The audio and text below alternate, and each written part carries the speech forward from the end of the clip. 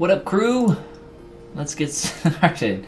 And of course, I get a phone call right as soon as I press live on this stream. That's good timing. I'll swipe that away.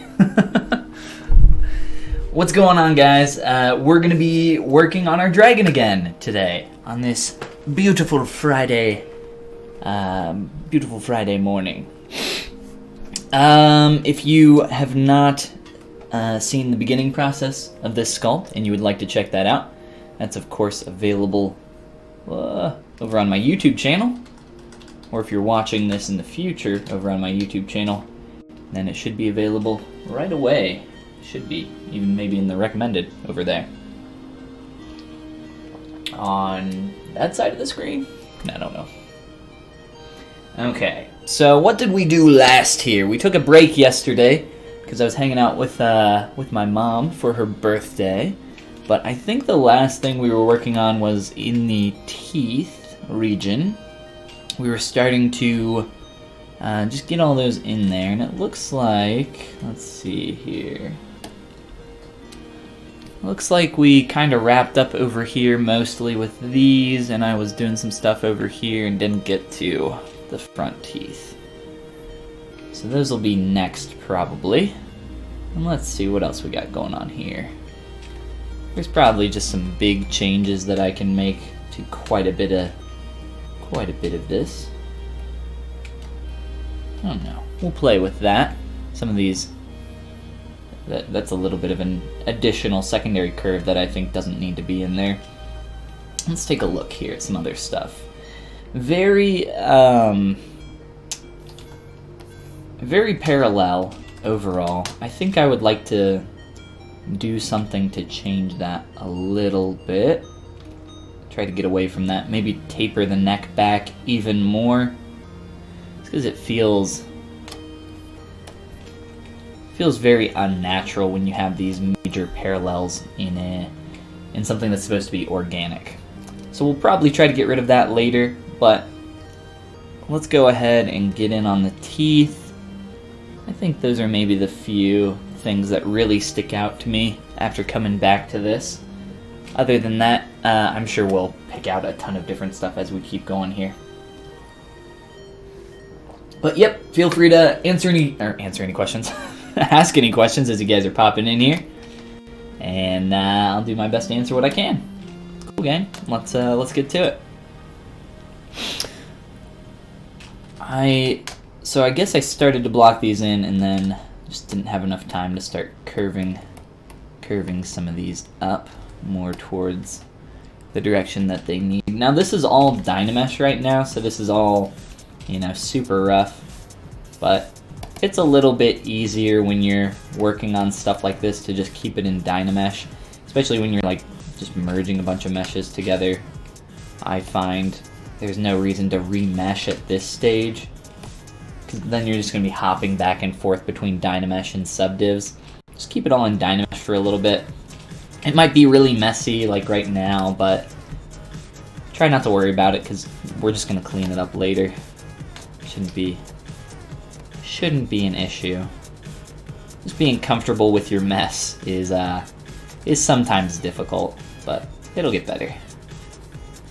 I'm also going to, so that kind of what I'm focusing on right now is just building up the volume around the teeth. So I'll have those areas where I can sculpt in essentially the build-up for the gums. If you look at a crocodile, which we can do really fast here. Crocodile.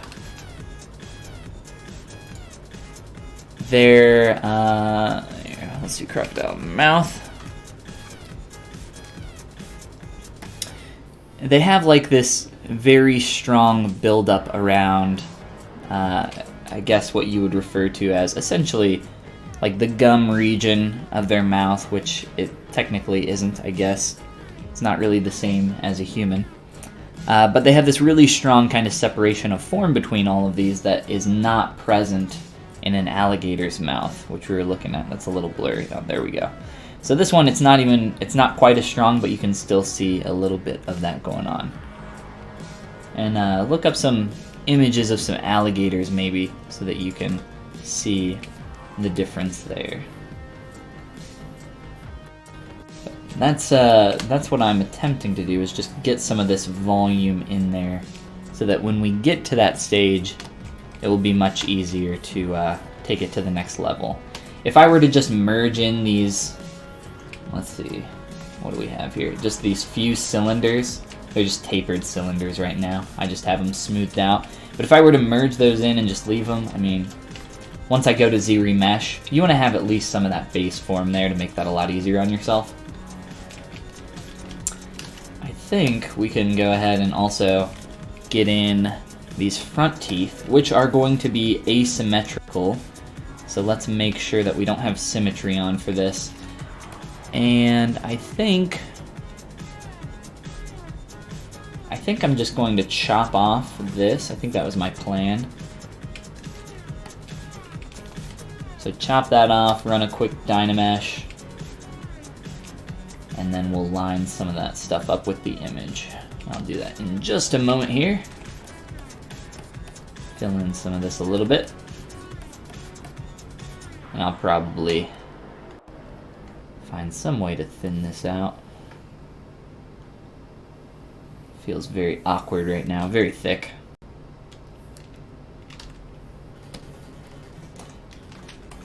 If you're using a mask pen brush on something like a mouth or anything that would be thin, make sure you turn on backface masking so that when you're masking this out, it's not going through to the other side.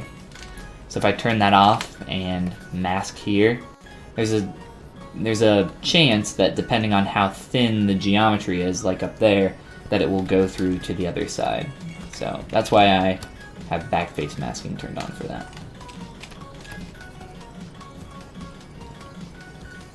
Alright, and I just want to do a quick little pull out this way. And you know, like for the most part, this side of the mouth doesn't matter too much, but it's all this is working together in here to support the entire form, so I prefer to just, you know, take 5 minutes and sculpt it up a little bit. If that, you know, just a few minutes here to make sure that we have enough of that supporting form to wrap around the rest of the tooth here. And then we can Dynamesh that, line up our image like I was saying, and then start to put in those bottom teeth there, which won't be too hard.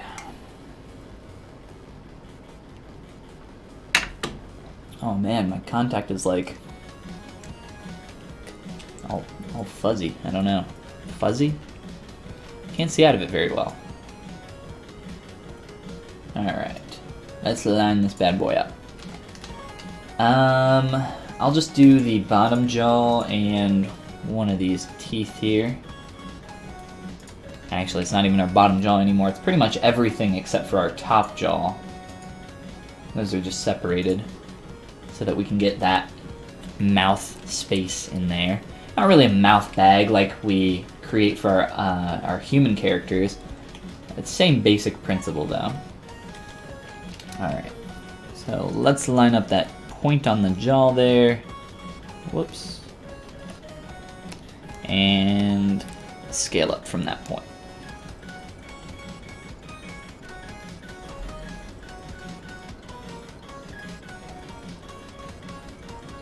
Alright, that looks okay. And then we'll take our tooth here, one little piece of geo, and again this is going to be asymmetrical. Anywhere, I would say, anywhere where you're crossing a symmetry plane, no matter if it's the X, Y, Z, it doesn't matter. Anywhere where your character is symmetrical, try to break up that symmetry a little bit. So we're going to try to break that up quite a bit here. And probably put like one or two of these directly in the middle at a completely different angle or shape. But let's at least line it up with the silhouette first. So get one of these in and then just control, click, and drag for another one. And I'm just going to quickly rotate these into place and then we'll figure it out as we go. So let's see, put one of these over here. I'll do auto groups.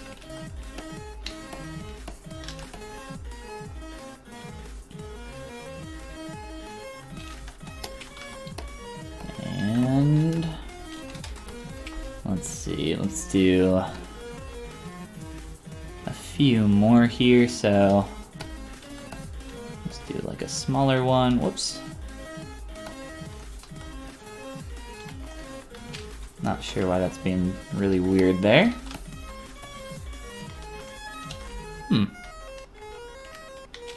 What's going on?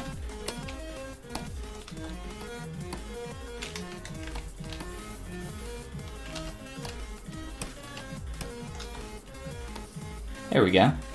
That was weird. It must not have been masked all the way or something. It's acting very strange.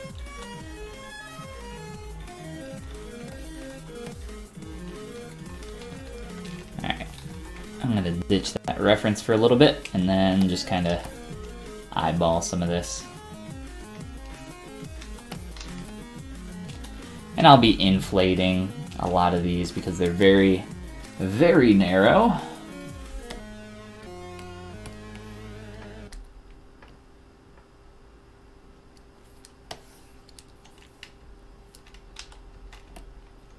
And then we're also going to have to adjust the shape of our jaw.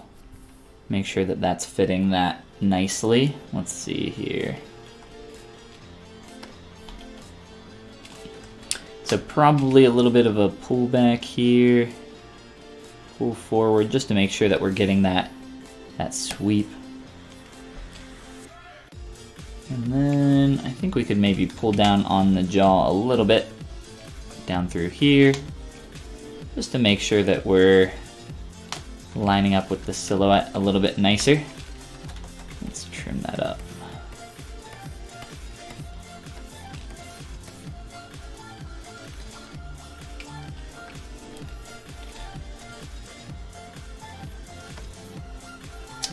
And let's duplicate a few more teeth. And I think that'll be a good place for us to start merging some of this down.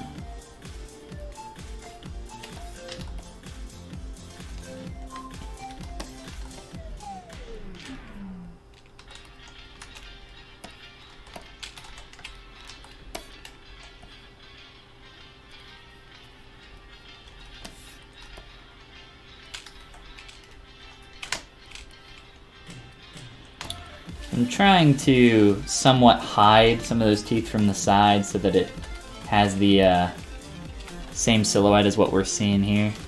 It looks like there's a lot fewer teeth. I'm just trying to get a little bit more visual interest for the other side as well so that it's not quite so boring. And also at the same time, trying to make sure that we're not super symmetrical here. Let's see, where's our top jaw? Turn that back on. Let's just see how some of that's looking.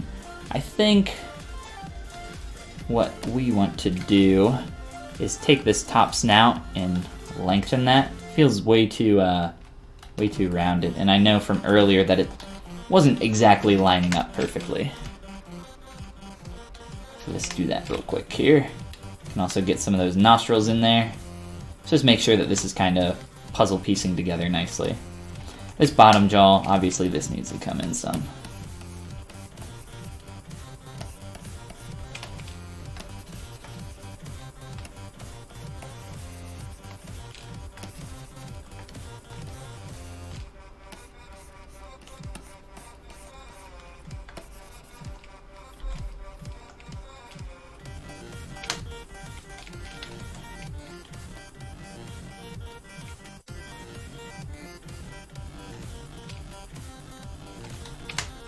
And then it looks like, let's see, looks like there's a little bit of a ridge here on the nostril. So let's see, so a little indent, a little negative cavity for the nostril, and then a build up on the inside edge there a little bit, it looks like. At least that's how I'm interpreting that. there's not a whole lot of information to go off of with little tiny low-res sketches like this, but we can infer a lot. So let's see here.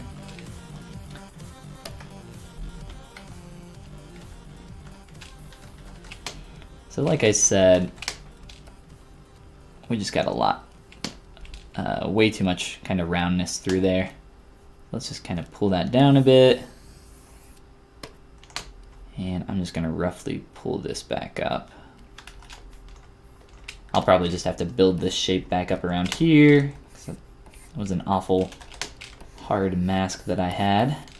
This is all Dynamesh still. We'll remesh this in a little bit. Let's make sure that this is all flat though. We want this nice flat line through here. I really like that silhouette. We don't want to lose that.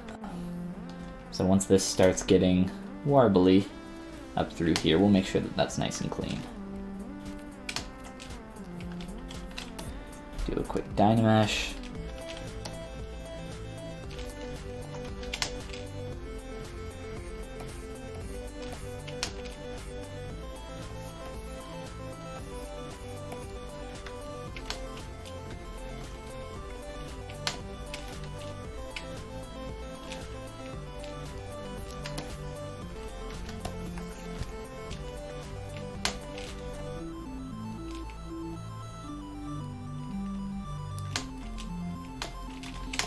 And this will be easier to clean up with lower res sub-Ds later.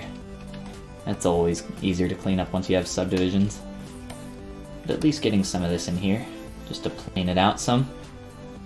It's always a good idea. Alright, so back to those nostrils. Let's see. Maybe slot that in there for the top portion a little bit better, but again, that'll be easier once we have sub-Ds. It's easier to make these big kind of form changes once you have lower res topology, because you can step down real low and move. Anytime you have low poly, it's always easier to make changes to big changes. It's just easier to move fewer polys than it is something like this. Because when you make a move or a big change here, what happens is... LDY, thank you for the follow. Good morning. Good morning to you. Once you try to make a big change on something like this, you know, you start getting this ugly transition and warping here.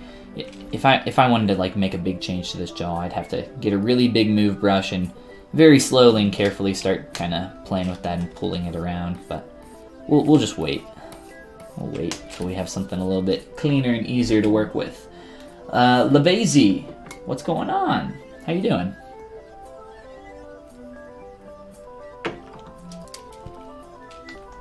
Alright, so let's get back to these nostrils, as I was saying. Get that negative cut in, and then what I'm seeing going on here, to me this looks like it could be interpreted as a center ridge or a kind of like two separate kind of shapes here, really built up. We'll play with this, see if we can make something nice.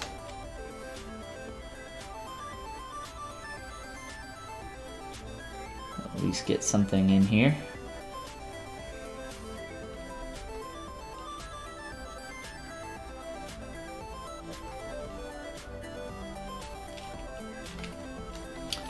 So how would we do this middle point? I think we would just start to trim this down a little bit towards the middle. Maybe even plane this out.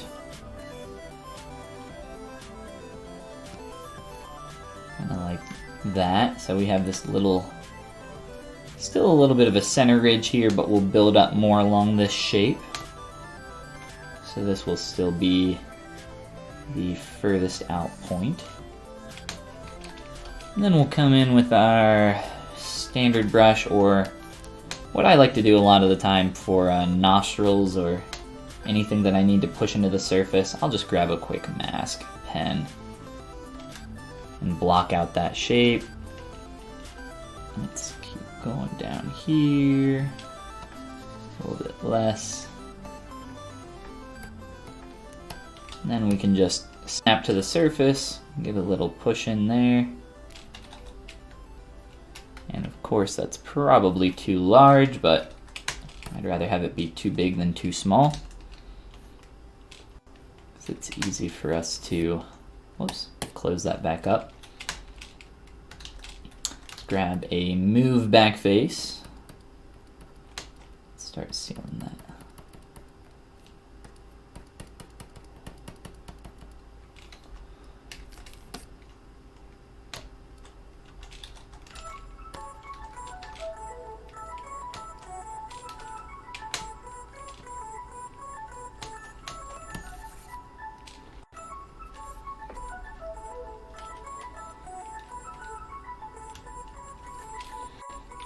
Now on this ridge up here, let's start kind of rounding this form out, getting some extra volume through here,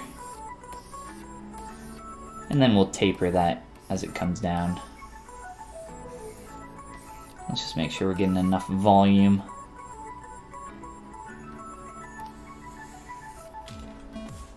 And it's fine that this geometry is so stretched through here. We'll just continue to dynamesh that out as we go. And even maybe a little bit of some smooth to soften some of this transition as we get down towards the bottom, as that kind of starts to taper towards there. There we go, we're starting to build this shape up pretty quick. Let's see. Looks like there's maybe a little bit of a surface turn in the way this form changes here. So let's try to get some of that in.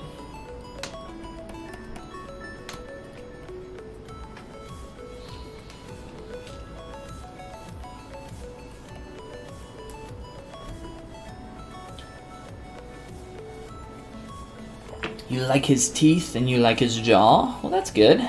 Awesome. Yeah, what can I say about the teeth and jaw?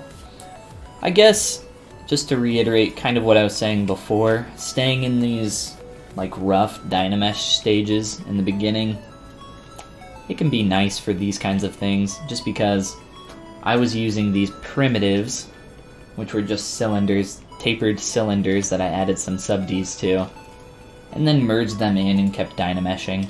If you missed the process for the rest of the neck, it's all, and the jaw and everything else, it was, I think we started with Dynamesh for like that low res block out, then we went to subds temporarily so that we could just have something low res to manipulate. But at this stage, now that I'm starting to merge in those teeth, yes, I'm jumping back to Dynamesh. I'd say, I don't know, just kind of take your time with it.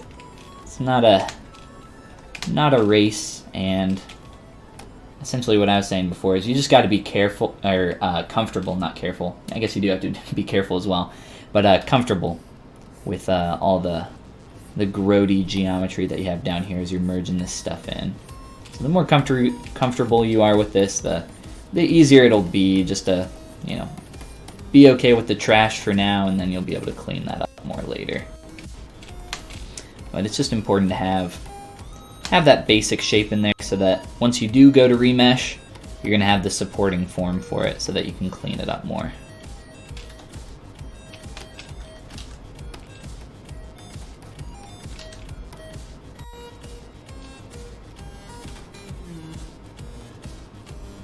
Alright, we'll get back to that.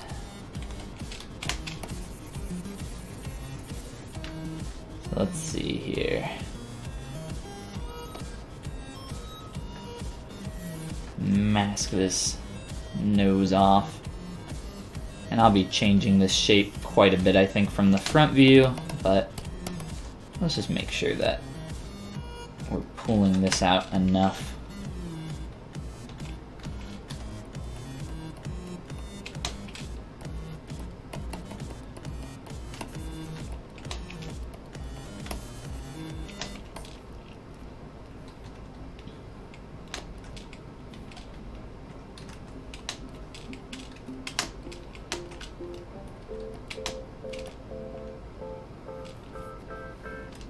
I have AccuCurve on.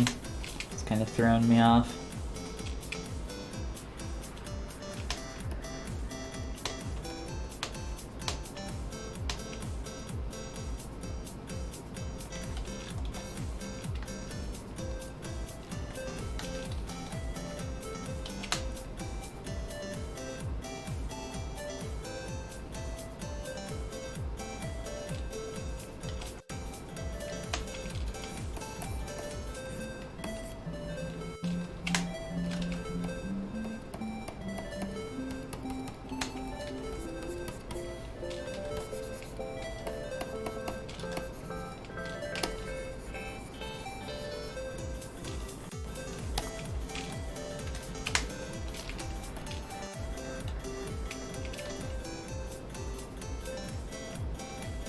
And then we have a lot of,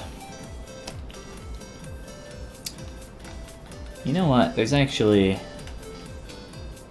this ridge is actually following almost up to that point. I wonder if we can somehow, let's see,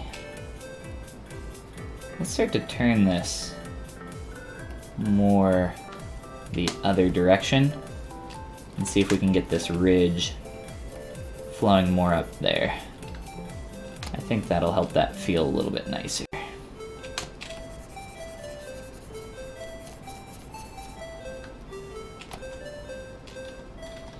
So let's break some stuff here real quick.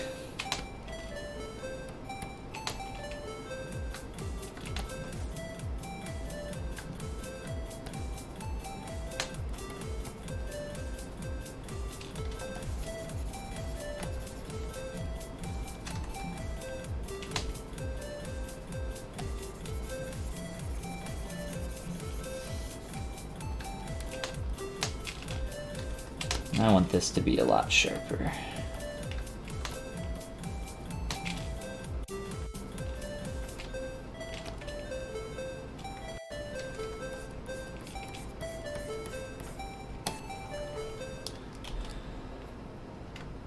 Definitely like that direction a lot more. Let's try to push it even further here.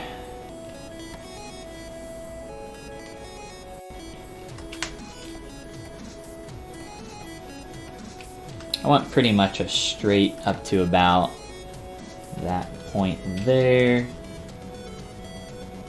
So let's see. And then from the top view, you know, I don't want that rounding too much.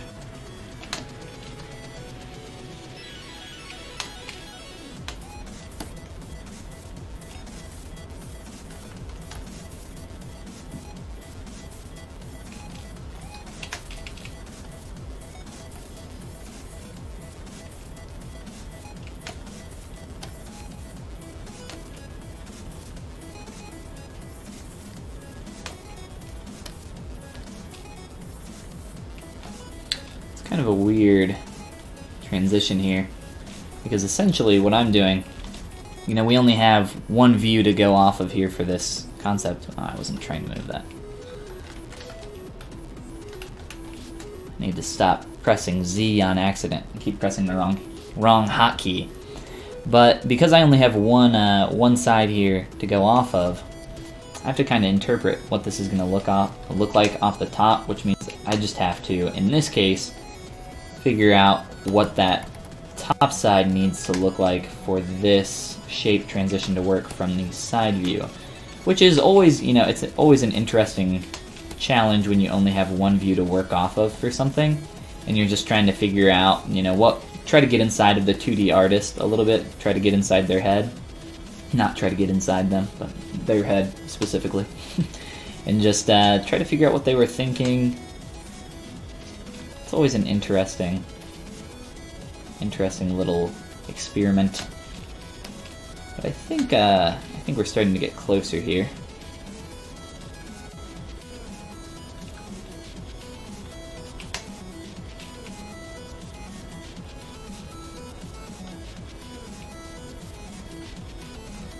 And then just the way that is all blending together up through there. We're starting to get this turn in the surface up here, Like it starts to turn on the jaw a little bit too much there.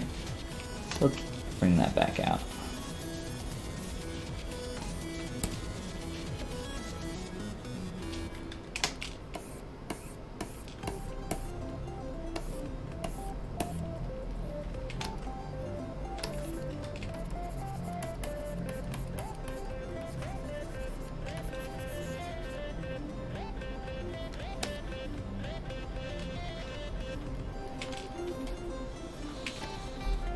I've been keeping perspective off for most of this just because it's a lot easier for me to work with perspective off while I'm zoomed in really close, or especially checking the orthographic just to see how this line is kind of working here.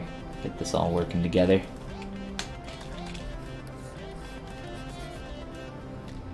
Try to create something interesting here. Can't make it just look good from one side, unfortunately. That's the 2D artist's role. You have to make it look good from every viewable angle.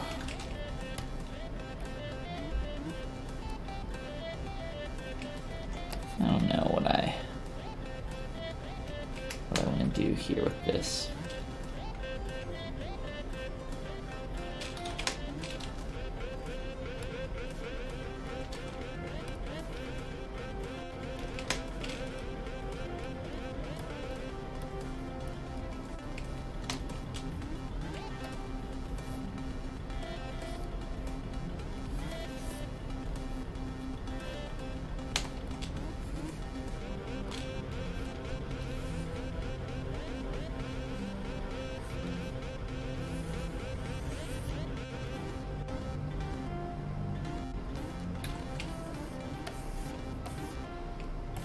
Try to create something interesting here.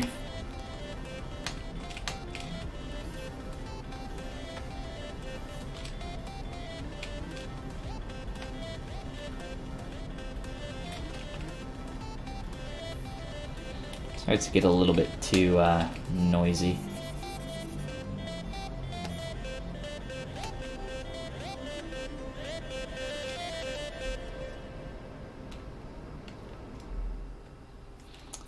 I'll leave that for now and we'll return to that in a little bit.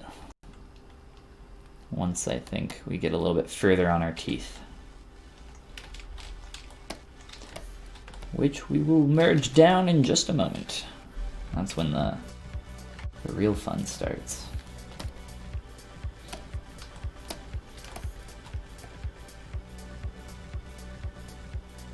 It'll be nice to be done with these teeth. These kind of shapes are, in my opinion, they're kind of annoying to sculpt.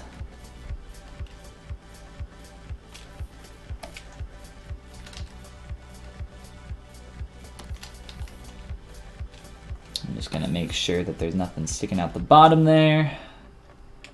And then for the rest of that, that should be good. All the stuff that's sticking out a little bit will be fine. That'll help me indicate where I want a good portion of that form to start building up on the outside of the tooth, much like we've kind of done here. So delete, yes. And once I Dynamesh this down, we're kind of breaking symmetry on this, so I won't be able to do any mirroring or mirroring and welding up here.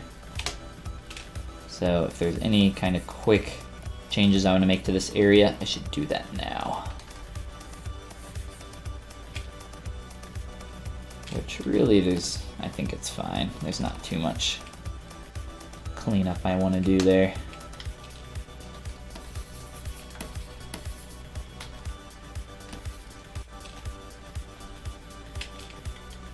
Alright, so let's merge those down.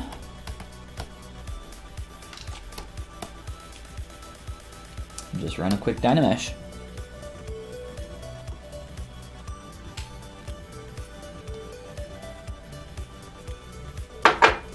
Be fun to merge in that the top jaw later as well. So let's get into asymmetry here at the front of the jaw. I'm just going to do what I've been doing with the other teeth, just start building up most of this form. Just using a clay tubes, and then a soft slash or soft sharp edge or whatever it's called in my damn standard. Just cut in around that area. Probably something a little bit softer would be nice, but it doesn't really matter.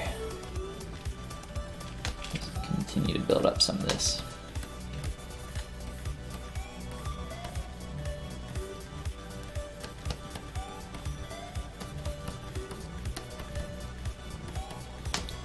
And again, most of that inside stuff, it's not going to be seen. It just needs to have enough to support the form. Other than that, it'll be pretty rough. Let's just do some quick cuts through here. Make sure that we're getting that.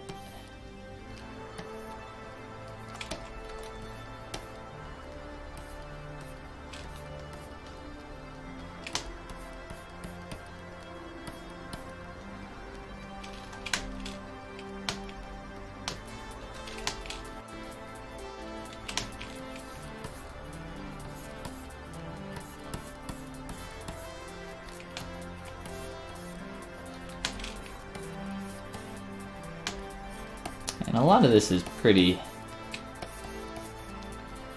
heavy-handed through here. It's sticking out a lot. So I'm actually trying to trim some of that back. Just make sure we're getting that silhouette still. We still want that nice clean sweep up through there. Right now it's close, but we're missing some of that here towards the bottom. Alright. So let's see what we got. How all this is kind of working together through here.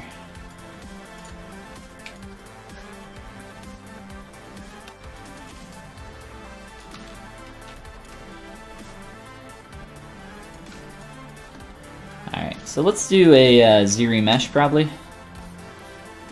Get something a little bit nicer to work with. And go from there. Let's maybe build up a little bit more of this. I think for the most part, a lot of this is this kind of junky geo through here. That'll clean up once we ZBrush. I'm gonna have to do a pretty high ZBrush just because I can't use symmetry, so I need to make sure that symmetry is off when I do this. And I'll aim for like 10 or so. So that's aiming for around 11,000 polys with this ZBrush. Oh, let's undo that. I might have crashed. I did. And that was the shitty crash because that didn't quick save. So that kind of sucks. Hopefully we had a quick save pretty recently.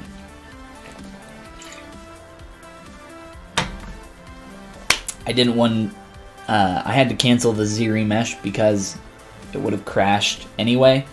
I had like 50 different poly groups from all those teeth merged together.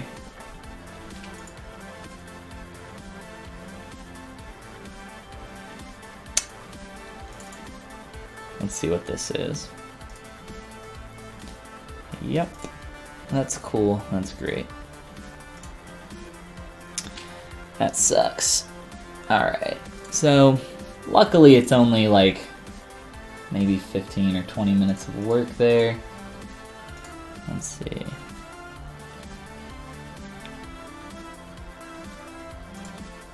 I have my quick save set to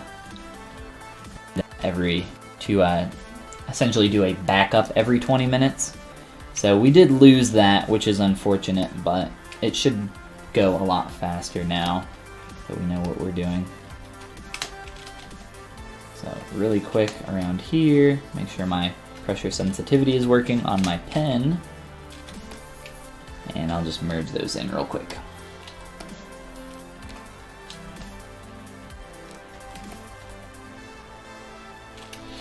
Yeah, never fun, but there's kind of a part of the process. We'll come to expect them, which is why we have quick saves. Always save often, always save in multiple versions.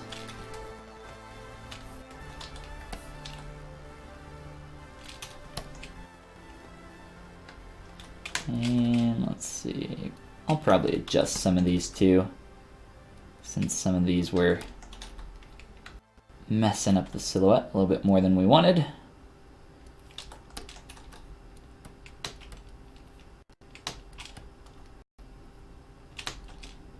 Let's make sure that those are not touching. Alright, and then up here, oh my gosh, that sucks balls. We lost all of this up here, this form change that we made.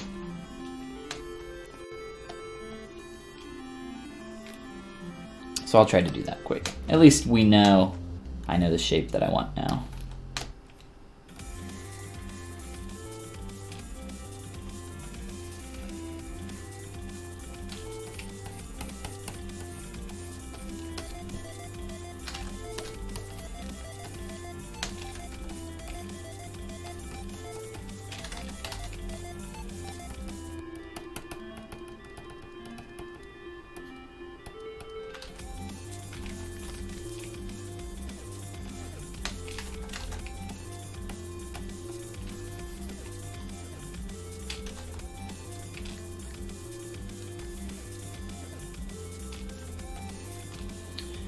Alright, so we had this coming back to a point, a singular point.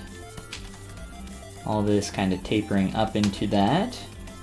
I also started to build up some of the center, but I didn't really like it, so we'll just leave that. We'll just try cutting into that edge a little bit more. Building up through here. Awesome.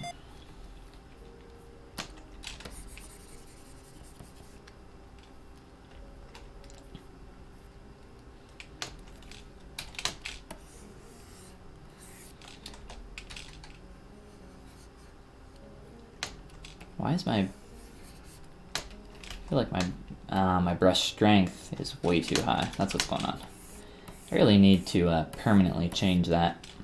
Take a note to do that. I keep forgetting.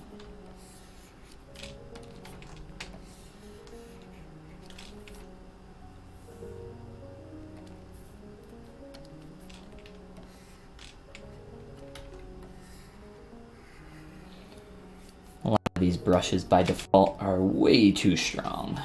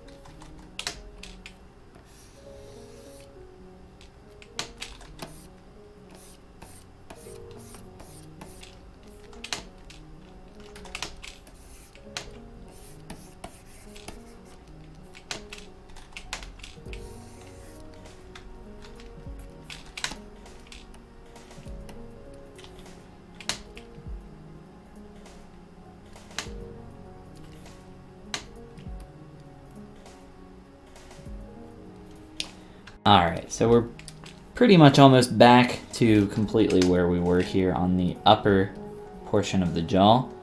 Just make sure that we have all this transitioning nicely. Kind of clean things up a tiny bit.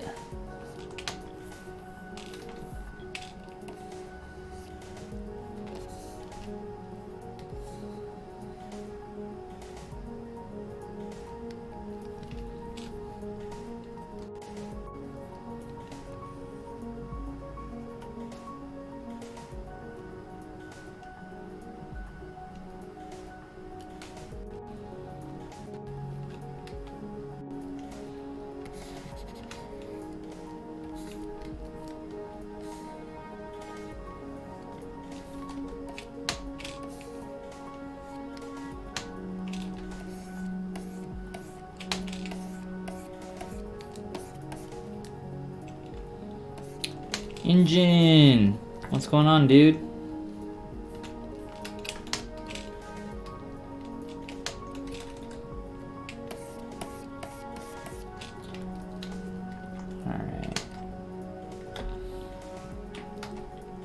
Oh, I also don't have my image imported.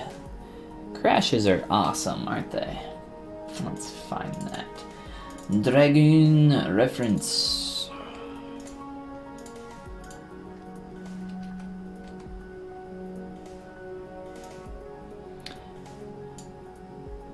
Like 90, I would say probably like 90, 95% of the time, you're gonna get a quick save file on crashes.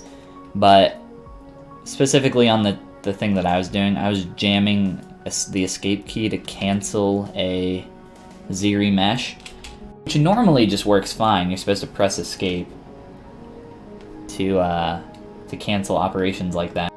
Sometimes it just says no, goodbye, and just closes. I'm not sure why.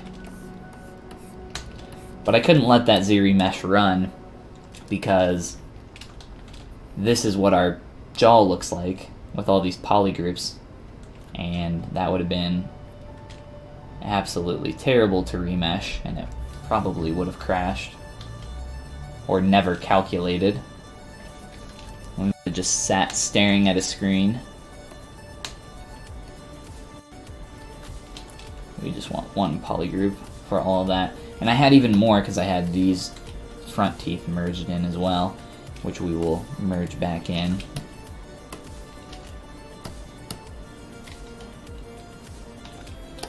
Make sure Dynamesh, or not Dynamesh, but symmetry is turned off. Just polygroup that ahead of time so we don't screw it up later.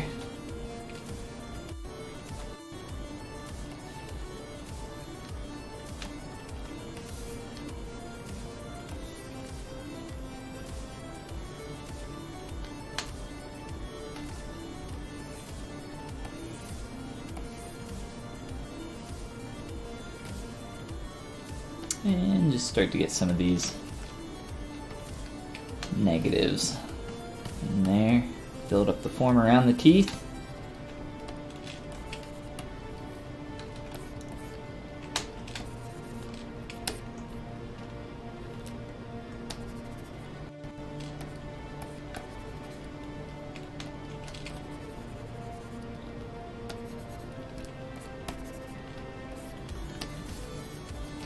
And again, this will be easier to clean up once we have some subdivision levels. It won't take long.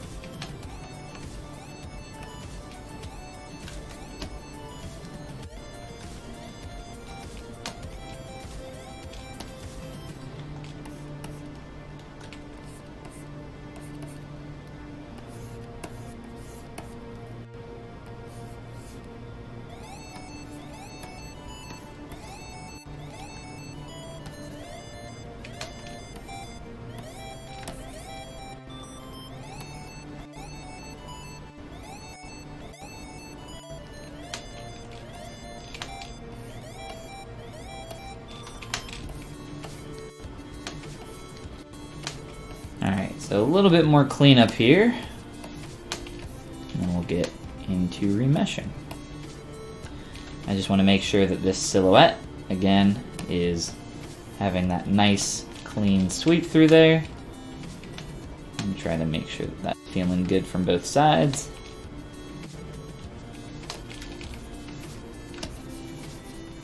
We'll play with that more later. At least we got the main shapes in there, so that's great. You just have to do it twice. I'll even click on the quick save button. Look at that, less than a second. That was a good one. It's because we don't have a bunch of junk loaded into our scene here.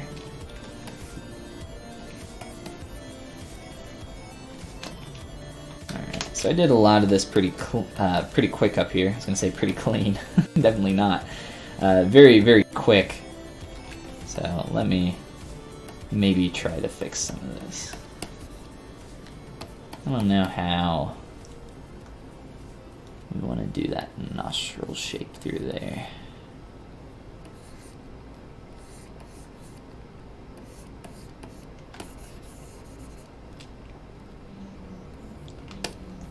It does have a lot of these like secondary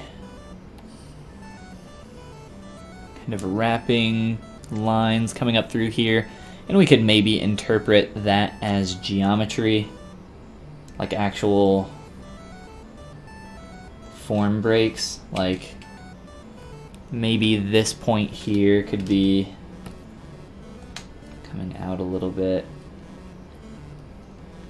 to, let's see,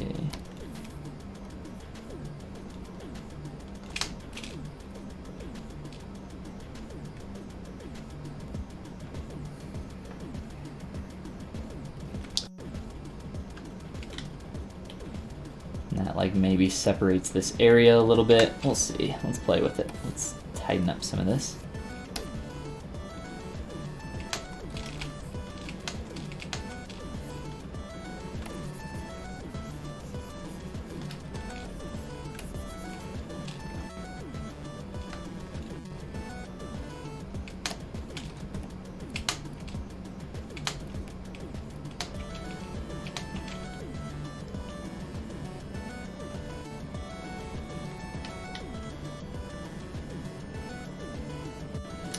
I can't help but feel that that's more kind of stubby. I feel like the elongation on the top portion of the jaw is maybe unnecessary.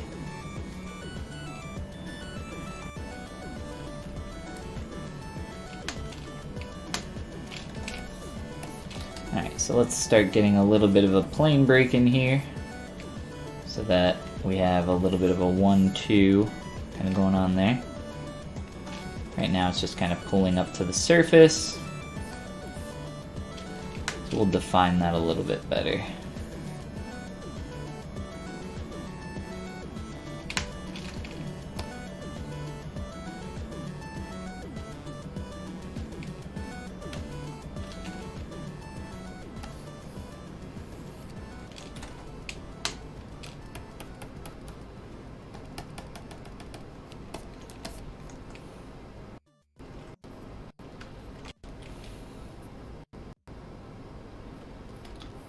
I'm liking that direction.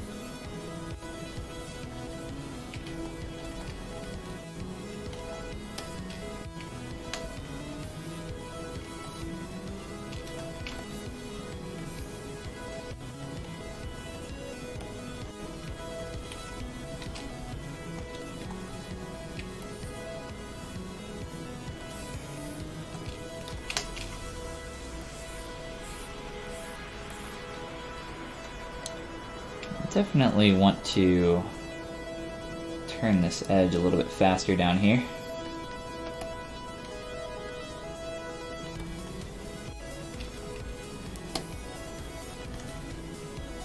Just the way it's like sticking out like that. Not that it's seen too well, but it will help us at least define this this break here a little bit nicer up through here as well. I don't want to spend I don't want to spend too much time on what's really not seen, so kind of quick little changes through there.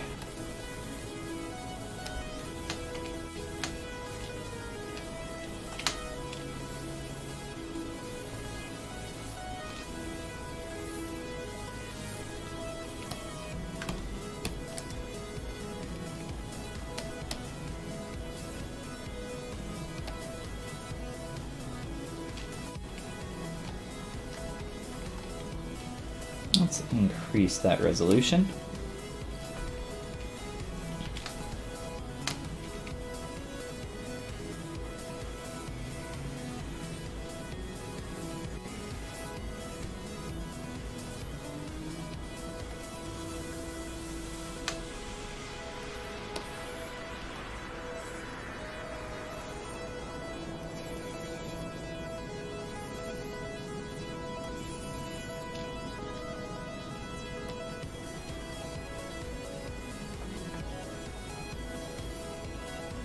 I don't use the inflate brush too often, just because I think it's a little strong.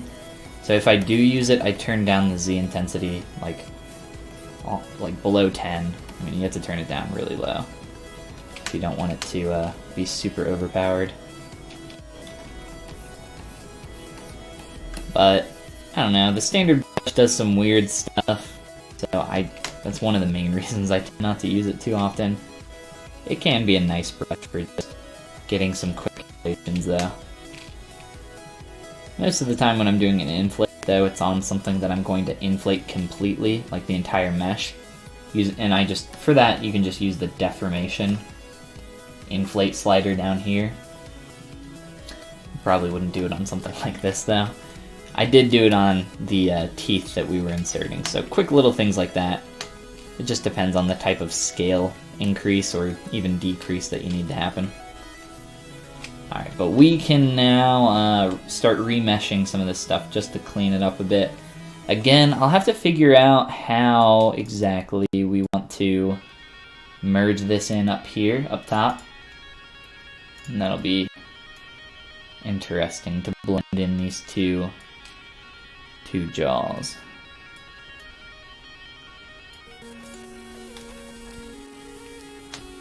Let's see here.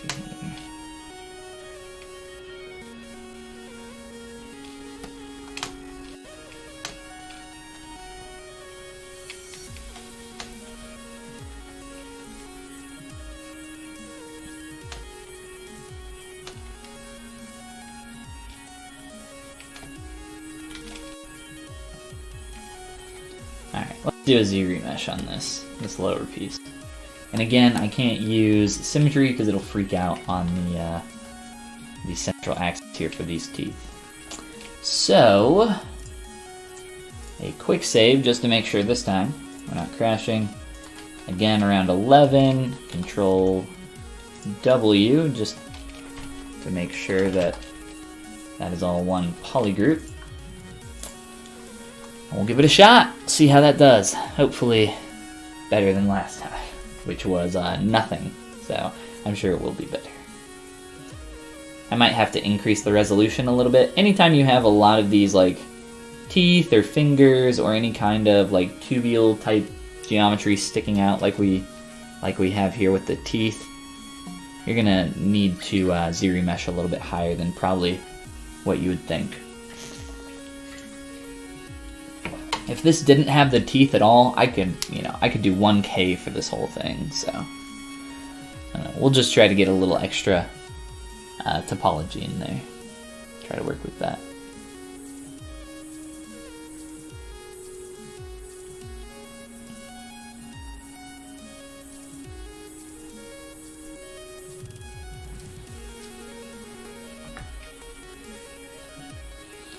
Why? Why have you stopped? There we go. Alright, let's see what we got. So it aimed a little bit higher than 11, which is fine. I just want to make sure that it is carrying some of the topology up here. Looks like it's doing okay. Sweet. Let's do some quick projections. And then we'll be good to start manipulating through here, cleaning that up.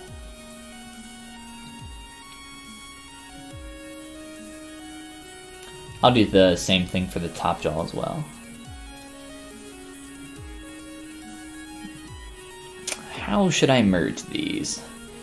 I'll probably do what I do for my human characters, which is open the mouth a little bit, merge it, and then close it back up again.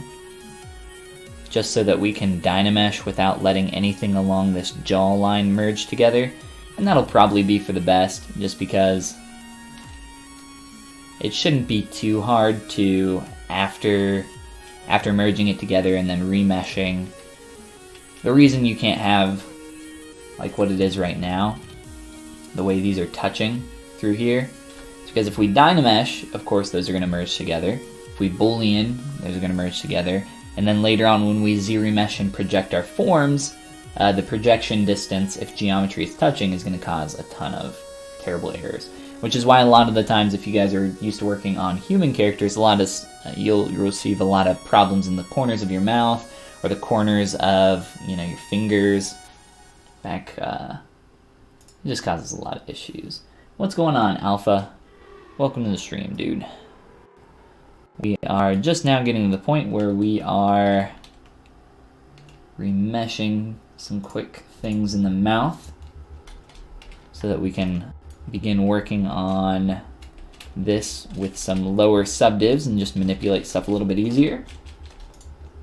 And we're going to do the same thing really fast up here for this top jaw. Top jaw. Let's do that real quick. And for this, I'll just do like 2K. It does not need to be a lot.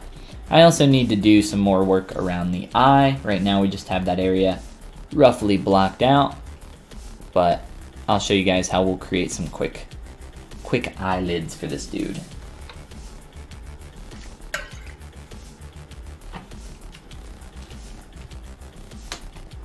I'm getting some awkward stretching. Let's see. Not liking that. It's kind of annoying. Let's see here.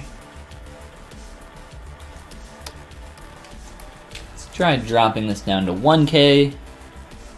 Just to see if I can. If that's not working, I'll just clean that up a little bit. Try to smooth it.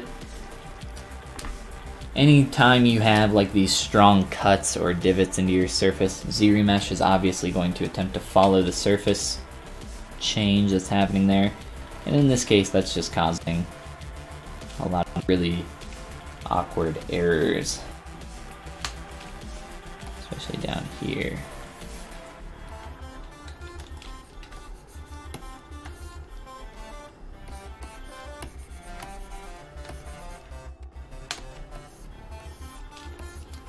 So let's just plane that out a little bit.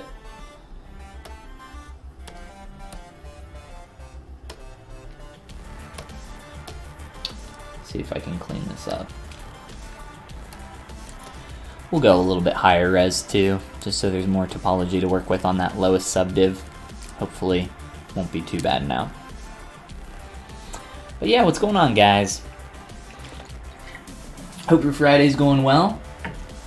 We're just sculpting a quick dragon bust here.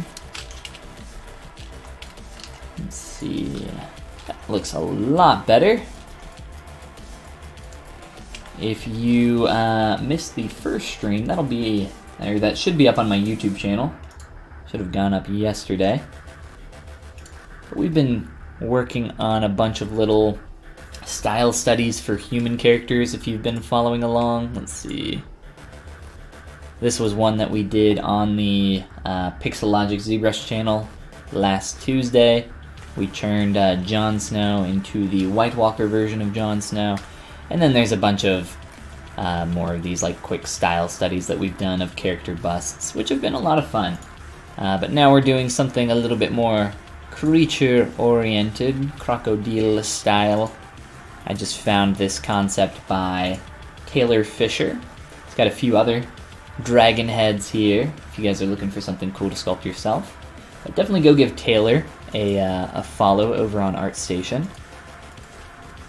If you haven't already, go check out his work, or her work, I'm not sure. Either way, go check out their work. Get one more projection in here, and that should give us a good place to continue on from here.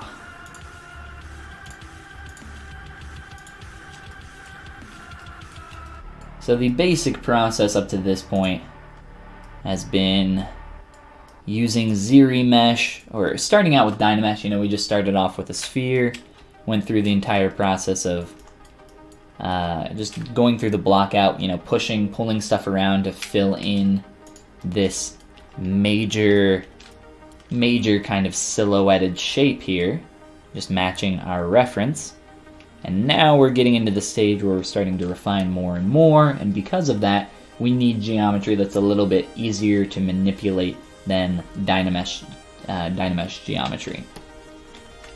And I think most of that is subdivs, so that's great. We're at a good place to continue refining from here. What is going on? Angry Monday, you got the wrong day of the week. And Craig, how's it going, guys? So now that I have subdivs, it's a lot easier for me to manipulate little areas like this. If I want to turn this angle up through here, which I definitely do, just start turning that a little bit more. And then I also kind of mentioned briefly that I would like to get away from the parallels that we're seeing here. This just feels very parallel, I mean, because it is. So the further we can get away from that, the better. That's going to be. Whoops. I'll turn on X symmetry while I'm working back here. This is not symmetrical. ZBrush has done a decent job of making that, you know, close to symmetrical, but this was not remeshed symmetrically because of the asymmetrical nature of the front portion of our teeth. So because of that, I can still use symmetry. It's essentially it's affecting the same basic area. So like, even though this isn't symmetrical up here, I can use a move brush and, you know, adjust to that. But if I were to come in here with a more refined change and sculpt on here, you know, it's not going to work out so well.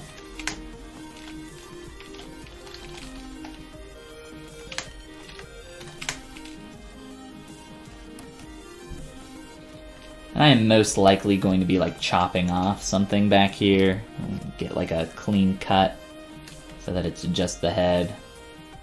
I haven't really decided what to do yet. Or the other thing I was thinking about doing.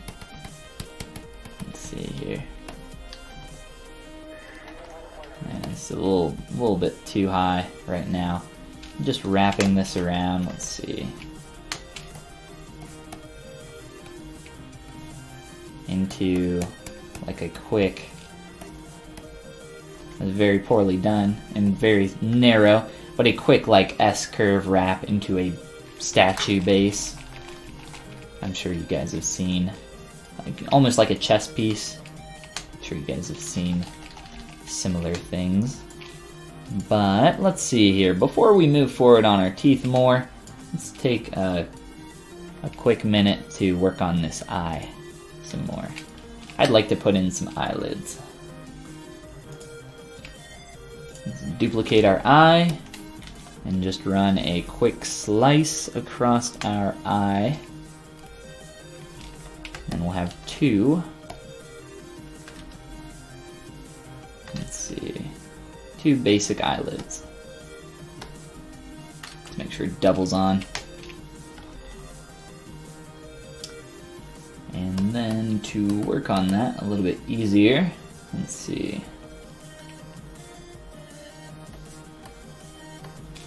And you can also use this technique on your human characters, it works pretty well.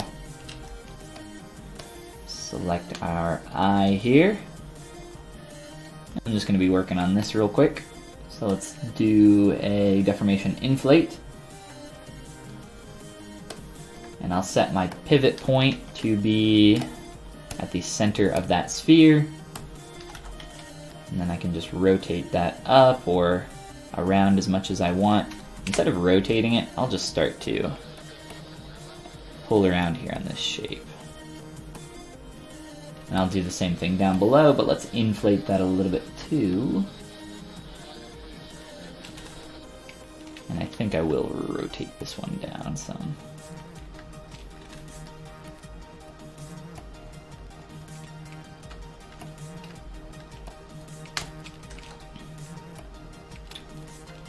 And then we'll also close holes on that. And we'll just start to refine the shape more and more. And work on our eye in general. Up through here. Luckily we got subdivs now, so it's a lot easier for me to step down and make some really strong kind of pull out through here if I want to move out that brow some more. I guess we could also push in the eyeball a little bit too. It's not too bad. Let's see. Where's our crocodile? Crocodile. Wonder if... Looks like it almost looks like he just has an eye cavity, but the eye color is just very similar to what's going on in there, around the eye.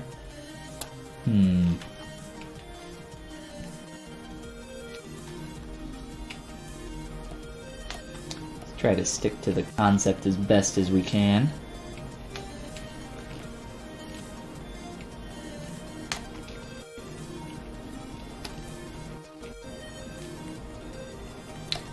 And I actually would like to paint a pupil on here. He just kind of has a slit, like I think crocodiles and a lot of reptiles have, yeah, that kind of slit pupil. Wonder why that is.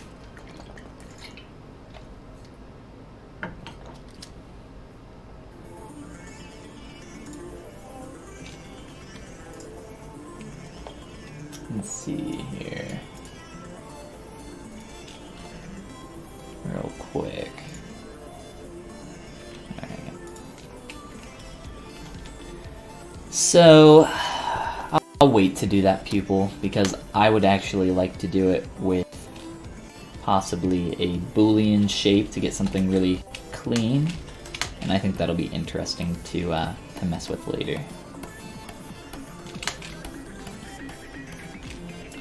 You could also use an alpha stamp or something to drag out that specific shape if you wanted to do that. It's also a good way to go about it.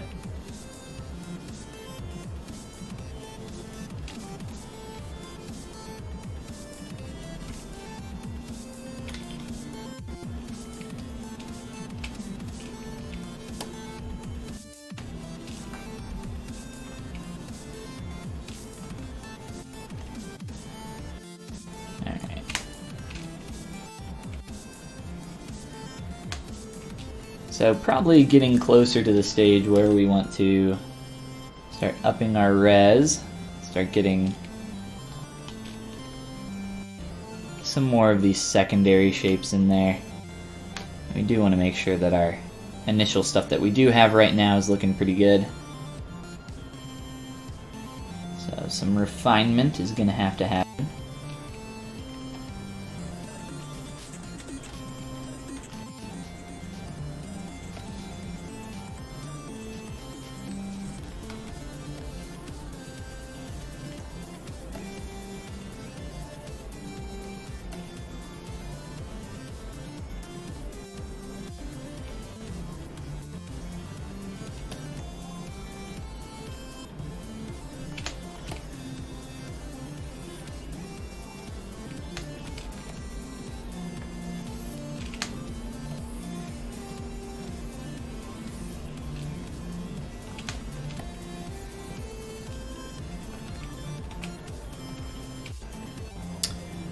And then it definitely feels a lot more, just with the like shading that's going on in here, it definitely feels more flat than what we have going on with this kind of tapered up surface. So let's flatten that and then try to get that feeling a little bit more fleshy, like it's wrapping around the eye. And I think the eyelid that I extruded from the eyeball will help with that a lot. And because we had perspective on, it screwed up our mask, which is always awesome. Love when that happens.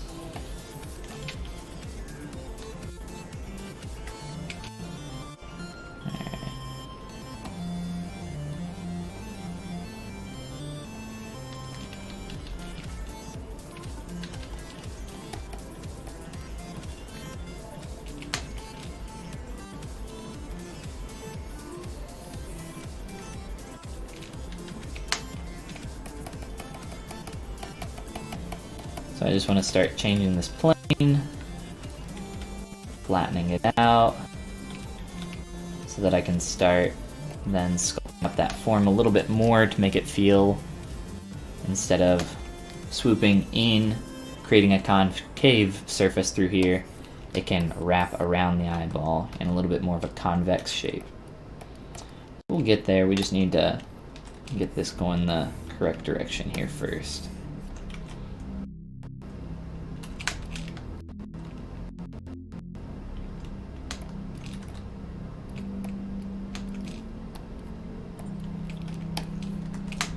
If anything, this, let's see, I'm going to duplicate this and then duplicate the top portion of that. Let's merge these real quick. Give me just this area. Delete everything else. And let's see.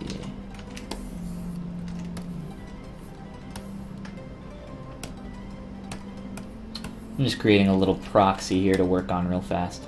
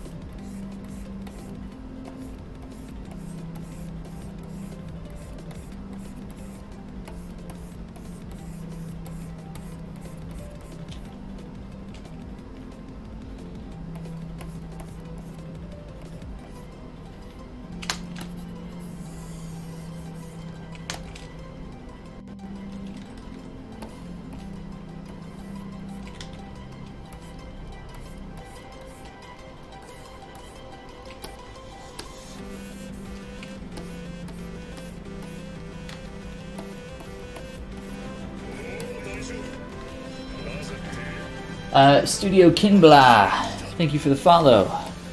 How's your Friday going?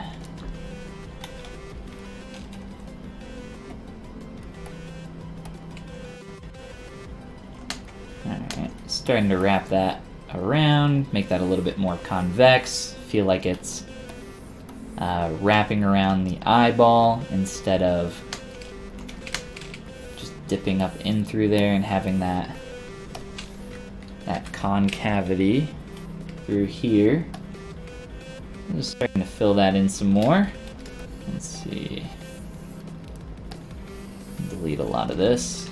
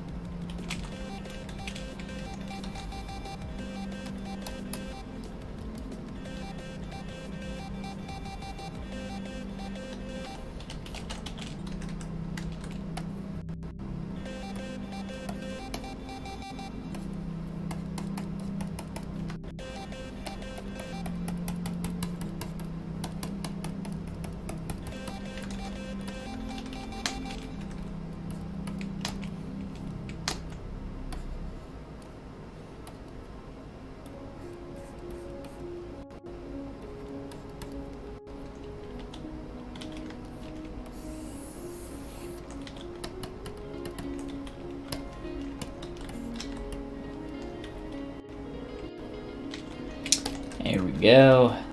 More the look that I'm trying to achieve. It's feeling a little nicer. Probably just sit here and transition this a little bit better.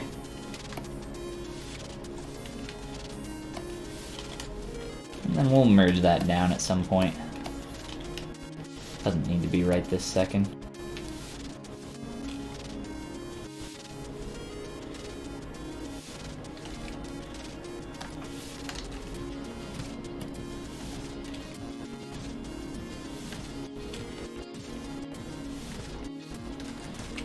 Slow but steady.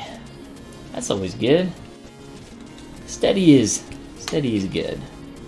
Slow, I feel like slow days are hit or miss. It kind of depends what what kind of week you're having. Slow and steady wins the race. I don't know if it wins the race.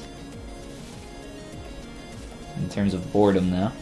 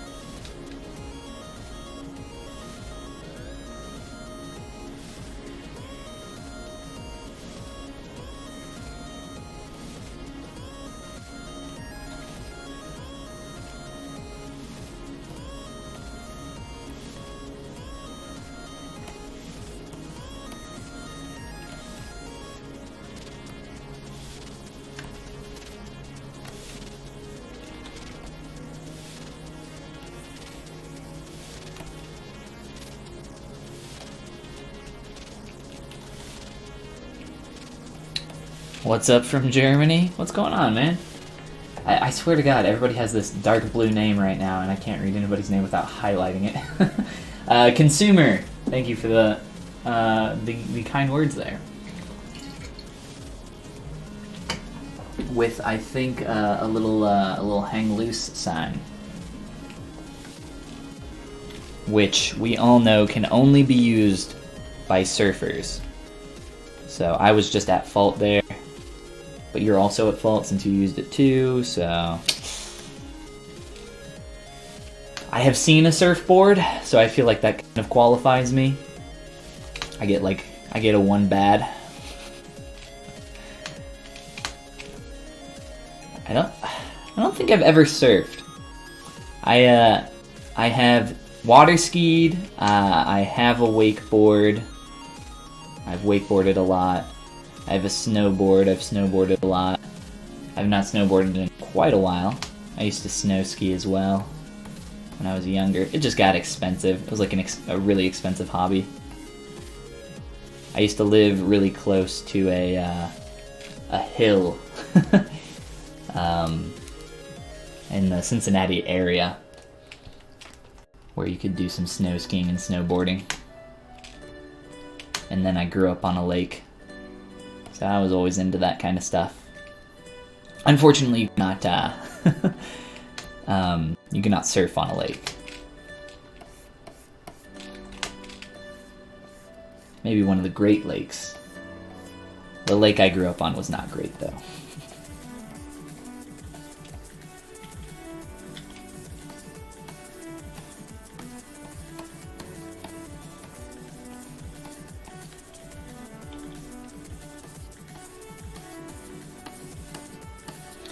I'm just trying to fill in some of these dirtier gap areas.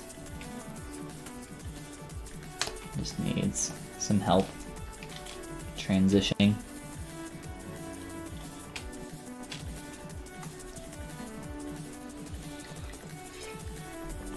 Alodora, what's going on, dude? I'm from the Baltic Sea, so you can use that. You've never surfed, though. I feel like surfing would be a lot of fun. It seems like a lot of work, though, for like one wave. Paddling all the way out and then just sitting there waiting for God knows how long before you find something that you can actually ride in.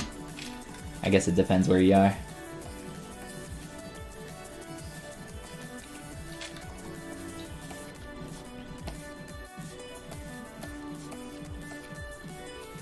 Snowboarding is somewhat annoying in the same way, where every time you get up on a slope, you have to sit down and strap in.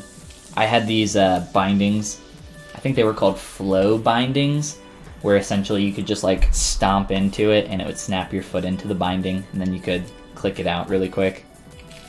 They were very nice. They got rid of a lot of the waiting period for like strapping in. Saved me I'm sure over the many years that I snowboarded, I'm sure it saved me like hours of time.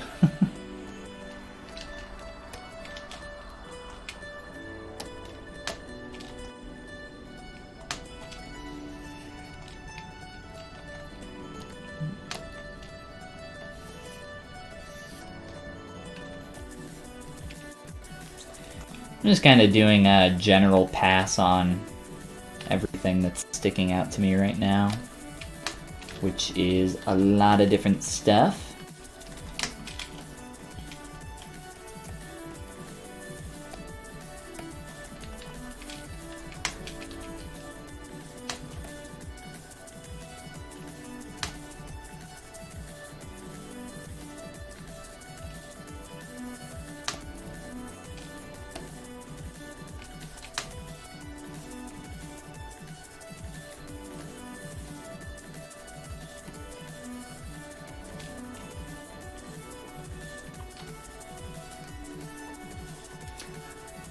The sharks would scare you.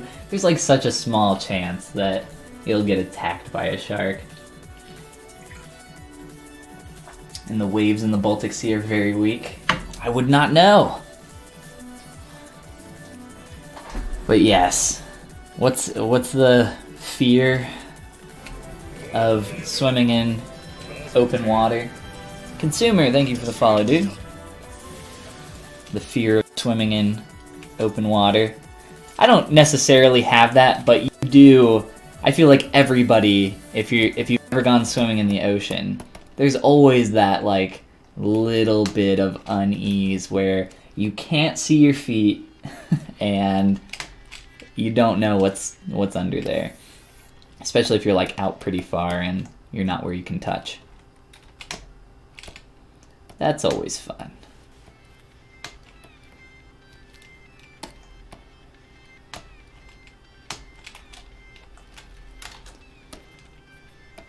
Trying to line up our jaw a little bit nicer.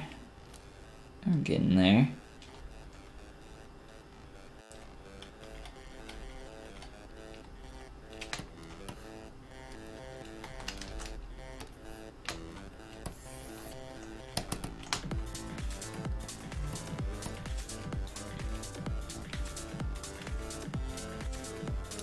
I'll probably like pull this down all the way over top of that later on.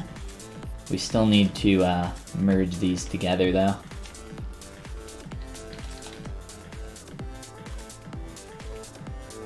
Also need to merge our little finnies.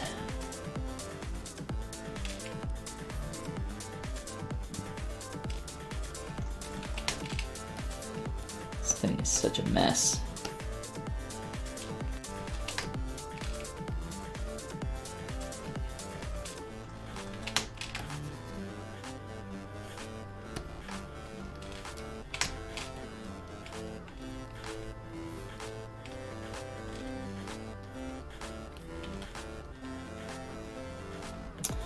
Let's see.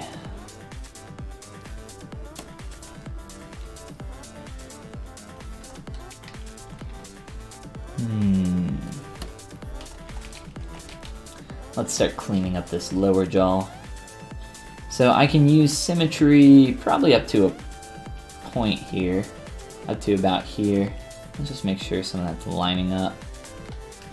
Looks like it's pretty close.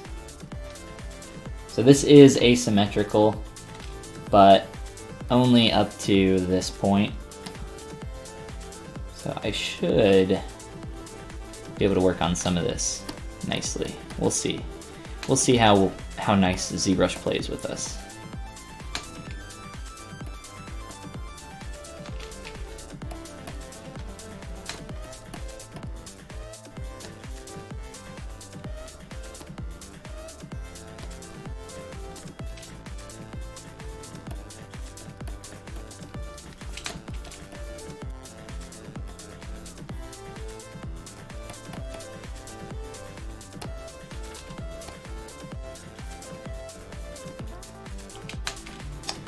Alright, and then the basic thing that we want to do is just get some of this build up. Obviously we want to clean all of this crap up while we're doing that. Let's just focus on that for a little bit here.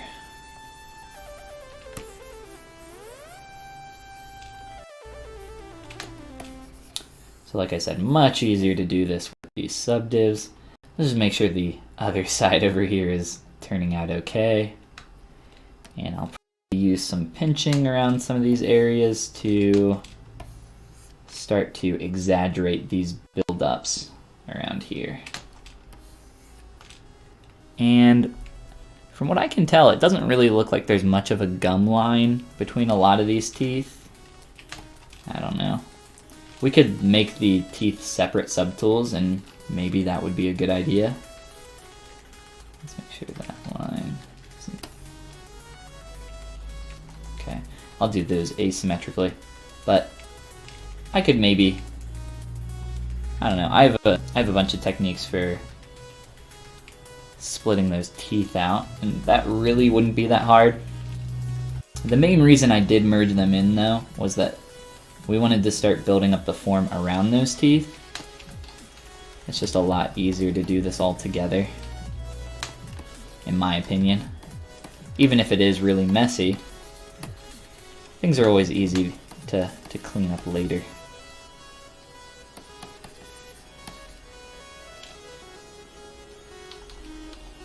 Let's see.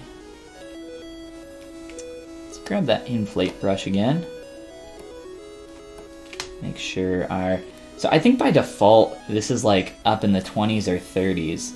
And the inflate brush is just like so strong. You really want to lower that. I keep it down below 10 or so. That's what I recommend.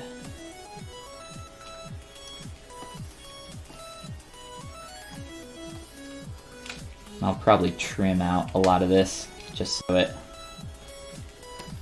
is a little bit more even. These are actually pretty good back here. They're flowing the way I want.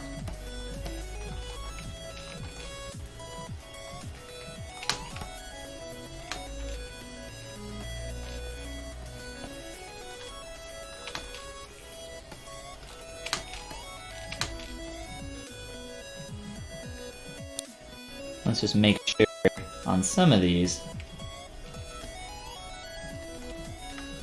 that the silhouette here from the side, as I start building up that form, I'm going to want that. If we're looking at this second tooth here, this tallest one, as we come up here along the side, following that edge, it just starts to have this awkward hit in the surface right about here. So we want to avoid that. We want this to be nice and smooth, nice and clean through there. So we'll try to make sure all our teeth are following that the same kind of basic level of cleanliness. We don't want our, from the side, you know, essentially that would look like our teeth having a bunch of extra like curves in them that aren't necessary. So we want to simplify that, clean it up, get it looking good from all angles, and then maybe we can pop these teeth off. And I have some weird stretching, and I have like 2, 3 stars right here in this one tooth, so that really kind of screws up your geometry. It's fun to mess with. Let's check out the other side, and you can see where some of the asymmetry in the topology is, I think, screwing with that, so I'll mess with these probably asymmetrically a little bit as well on this side. But let's get up here to the front, turn off symmetry, and start cleaning up some of this information. This will also be a lot easier to ZRemesh if we chop the teeth off. ZRemesh, when it sees a tube or an arm or a finger or anything else, it's going to try to put, it's going to try to put these edge loops through it. It's not always super successful. You used to get spirals a lot more than you do now. God, it used to be terrible. It like pretty much always gave you spirals. It's so much nicer now, but it still does put a lot of geometry in there to try to retain the original curve and volume that you have. We'll try just going through here a little bit more, I think.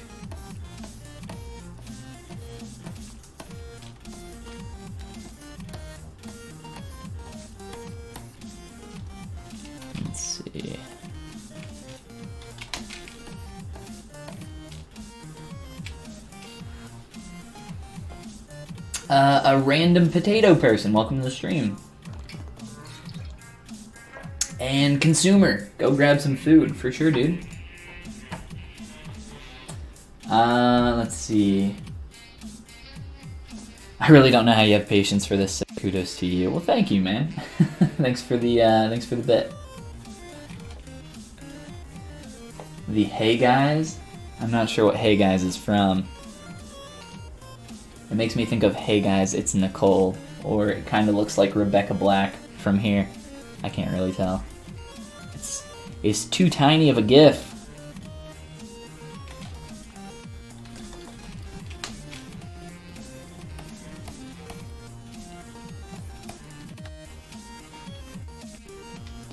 Alright, so the basic idea here is to, once we chop off the teeth, we'll inflate a little bit around there to have like a little bit of a gum build up, and then it'll separate into the teeth.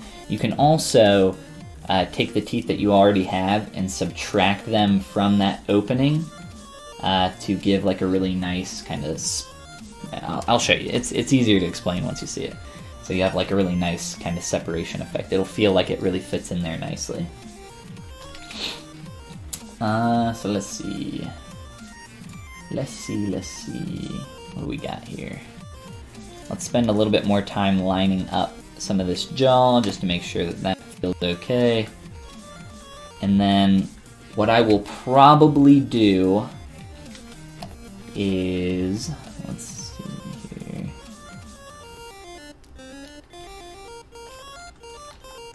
I'm trying to think how I want to merge this.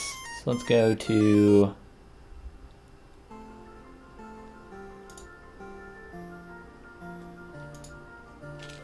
I think if I set this to 9, it'll be 10 degrees or so. Whoa, stop. Okay. So I think I'll probably merge that like that, and then rotate it back into place so that none of the stuff in the mouth is merging together. That's probably how I'll do that, but I'll wait to do that, I guess. We don't have to do it right this second. Let's see here.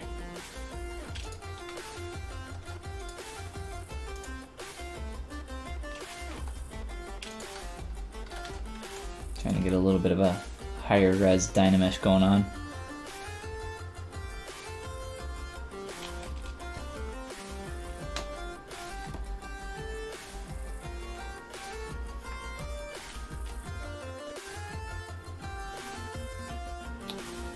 And then I guess we can also merge in those eyelids.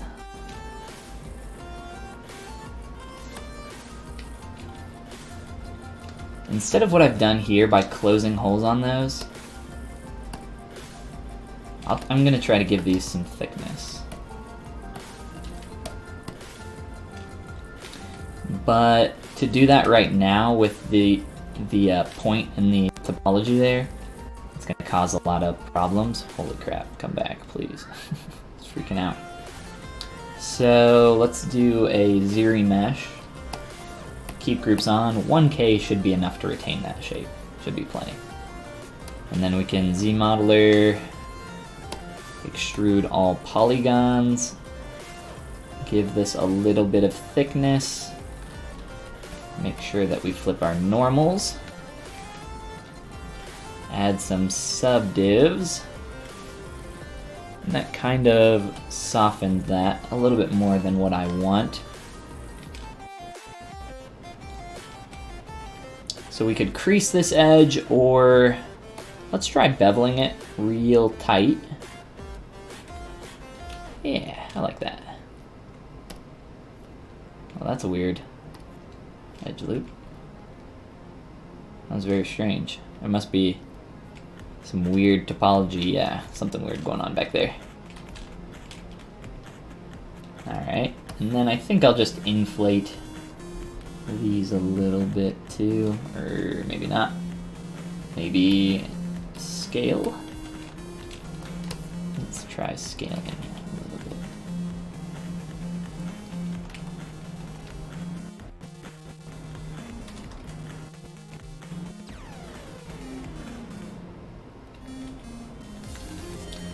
very laggy right now.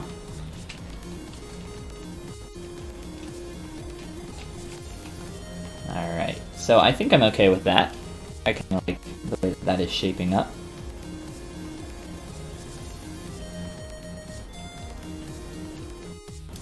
I think there's some forms that can change in here to be a little bit closer to what I'm seeing in the concept, but I'm okay with this not being perfectly matching some of these internal silhouette lines. When you look at external silhouette right now, the main silhouette of the character is pretty much spot on, since we've been stopping to line up a lot of that stuff. Some of this stuff in here, as long as it's feeling the same, feeling close enough, I'm happy with that. Alright, so let's look at that technique for chopping off the teeth, creating that little like gum separation that I was mentioning, and go from there. Alright, I'm just going to hide all that.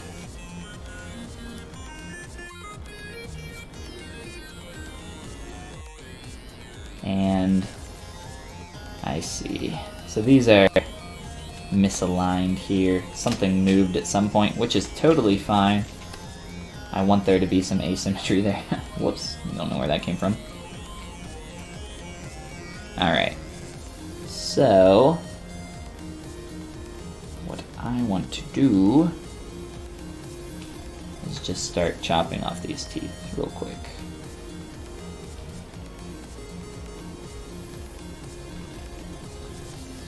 Trying to go a little bit lower here than probably what I need.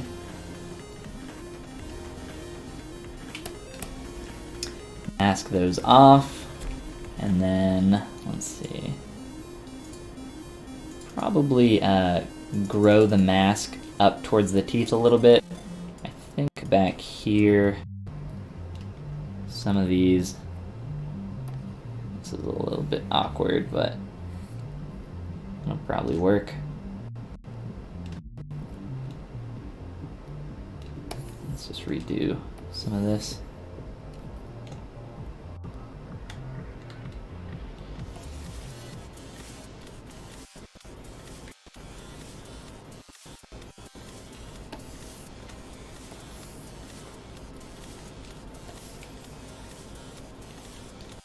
So it seems like we're going to take a step backwards here, maybe a little bit to you, but the entire reason we wanted to these teeth to begin with was so that we could get this taper through here, nice and having a nice flow to it.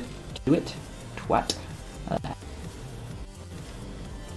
Dude, I cannot talk at the same time. So we can get a nice transition between these areas, and then from there we'll take all these teeth, group them. I'm going to duplicate this just in case if we have some really stupid error we can just undo and go back. But let's get the jaw, split the jaw from the teeth. On the teeth I'll run a close holes operation, and then from here we could very roughly quickly pull down a little bit if we want. That'll probably be okay for most of these. And then what we're going to do is inflate a little of the area around here so it has a little bit of this connection. So it doesn't feel like it's just the form is flowing up into the teeth. That doesn't really make much sense. So essentially what we're looking for here, let me up this Dynamesh.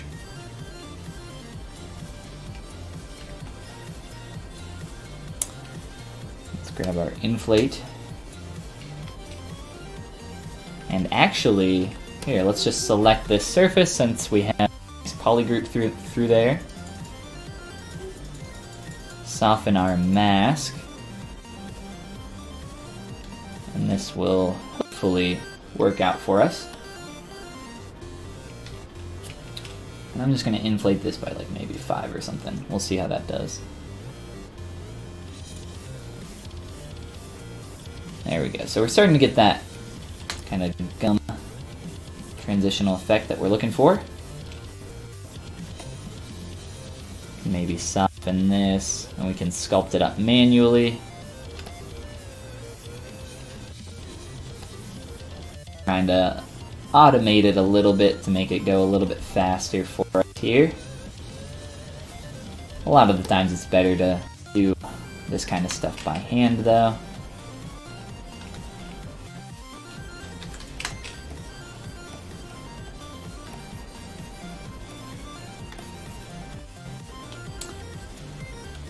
And then it's probably best if I come through here and maybe do this portion by hand, or maybe just inflate around there. Let's stick with this for a minute.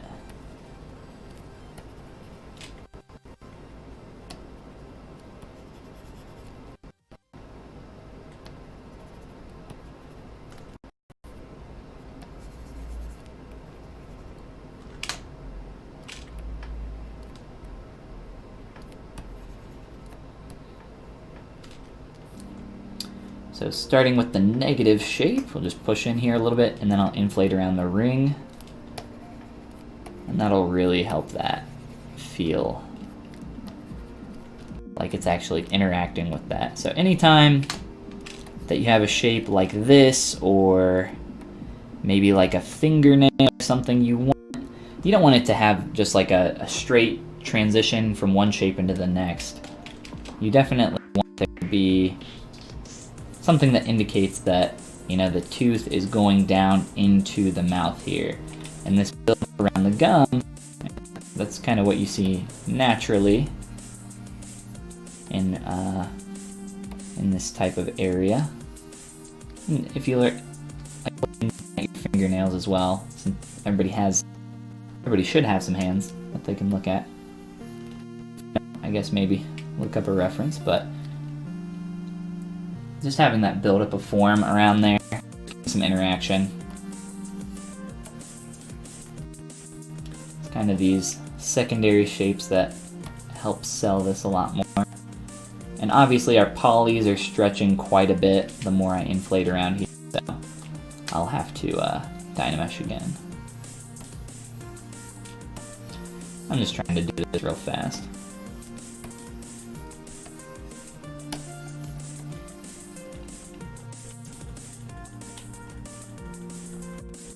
Not sure what happened there.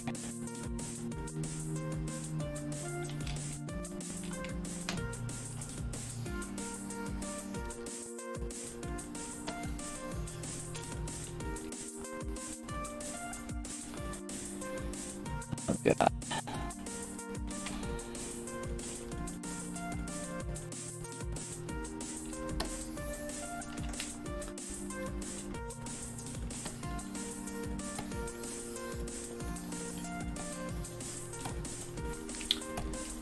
I'm guessing we're just lagging a little bit more because of the stream.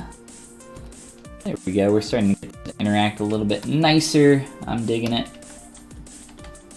Some of these are pretty screwed up, and our edges are not showing for some reason. They're being really strange. Anytime something weird that is not normal that's happening in ZBrush, I always do a quick save. The lines on these are really freaking out.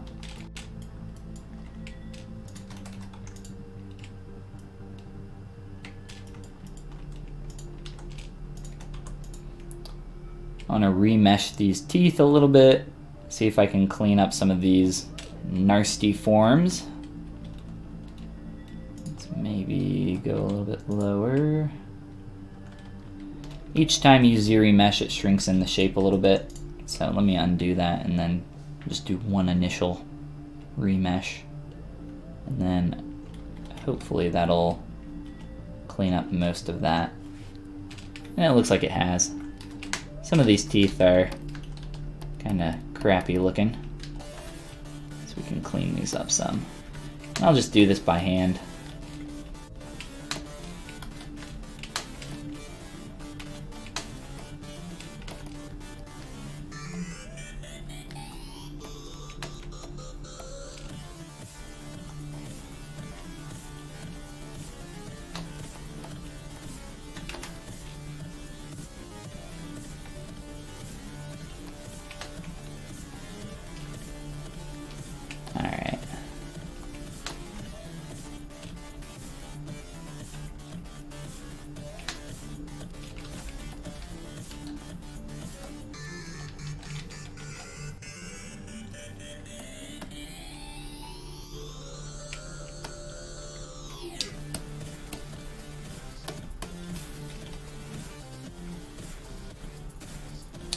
So splitting off those teeth, I think, is going to help a lot in making that feel more natural, now that we're not just blending up into that shape. And we can start refining this area more and more as we go. But I think we would maybe like to start merging some more stuff together here. So what I was thinking was that I could rotate this up a few degrees. Oops. Come on. Come on. There we go. Rotate that up like, oh my god. ZBrush. Stop. Rotate this up like 10 degrees. There we go. Stay. Stay. And then merge that in, and then rotate it back 10 degrees. And the reason we're doing this is so that when we dynamesh these together, that some of these parts where this mesh is touching and like lining up here with the jaw, I want to make sure that none of that gets stuck together. So I shouldn't need to move. The eye should be fine as long as I keep my pivot point here the same. I'll keep it pretty rough. As long as I don't move that, we should be good. Should be good. Alright, so let's try it out. We'll see how this goes. We'll do a quick save, just in case. I need to rotate this from the same point.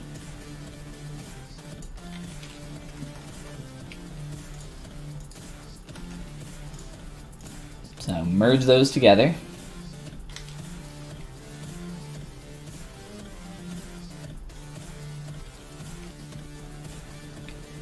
Do a dynamesh. Not sure why it's not dynameshing.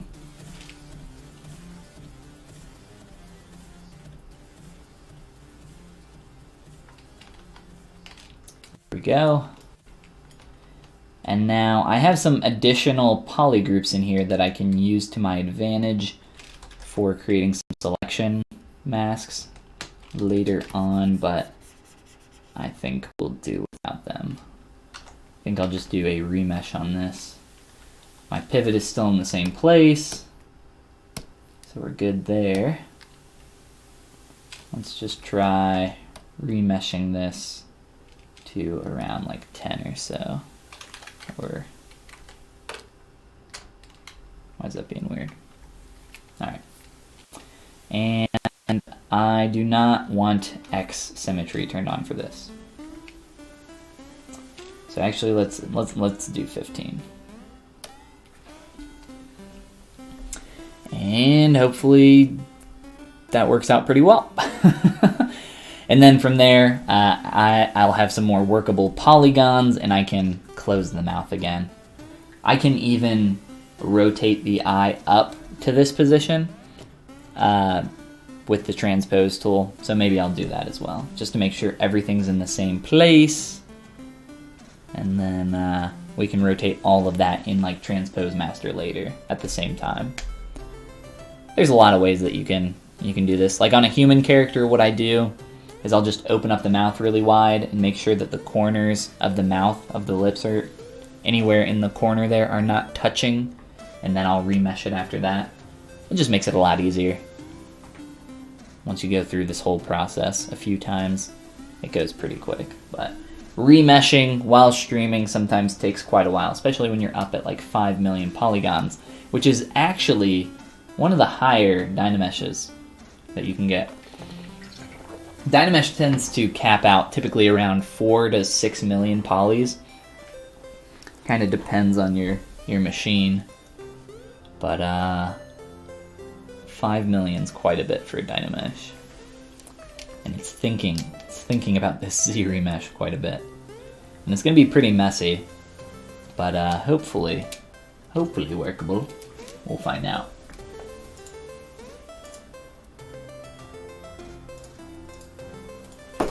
Ooh. Alright. So very, very messy.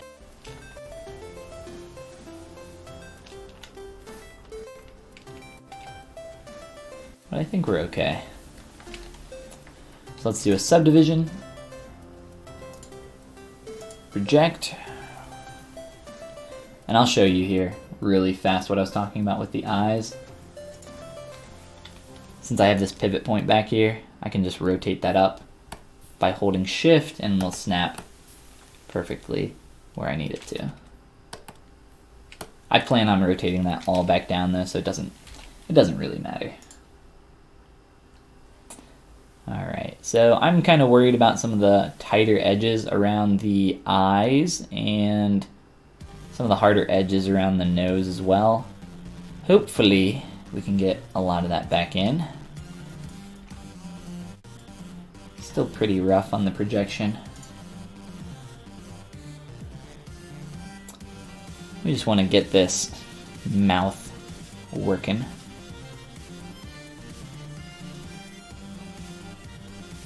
Getting towards that later stage where we want to merge everything back together.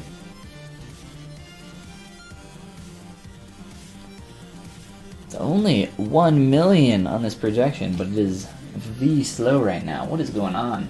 Let's check out Task Manager.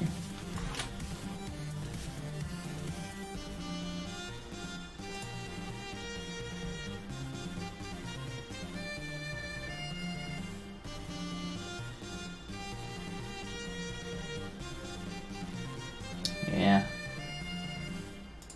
I don't know. Well, there we go. I would like to do one more projection here. Maybe. We will forgo the extra projection.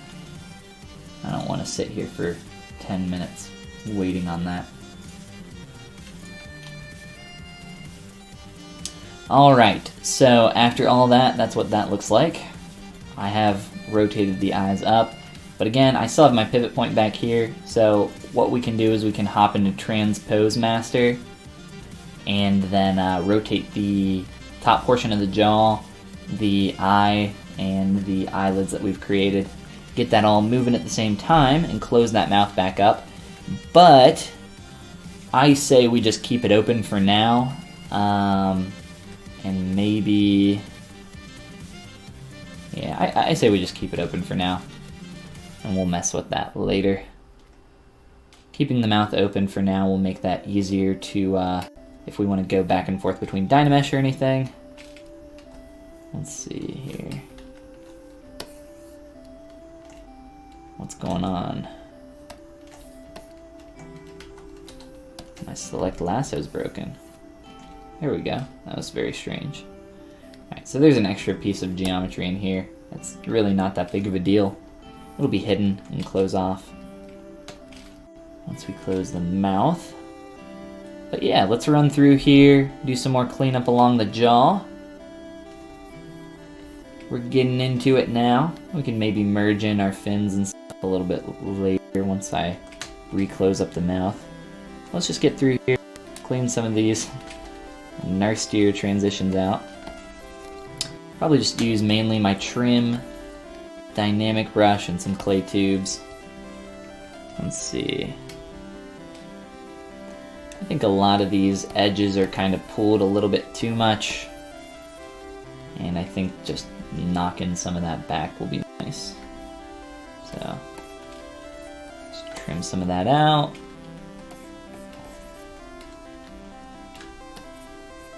And again, having subdivs for this kind of stuff just makes this so much nicer.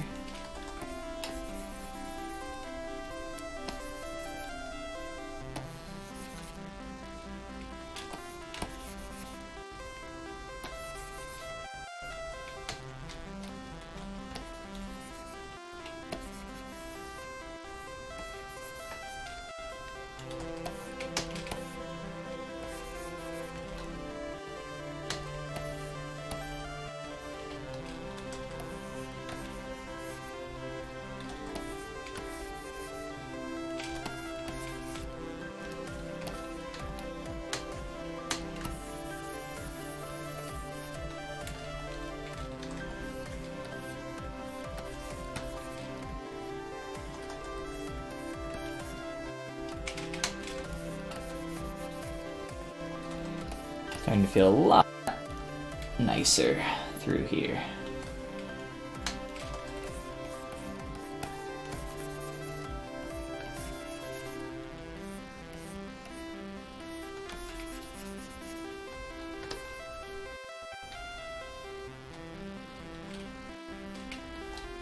Down through this bottom edge. I don't know, it still feels like it's carried a little bit too far to me.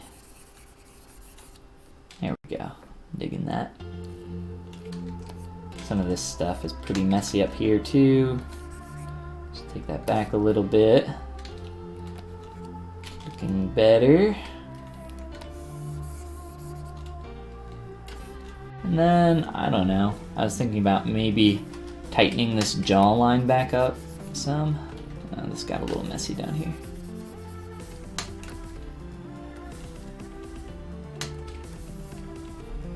This jaw feels like very bony and almost like it would be cool if there was some kind of like negative up through here.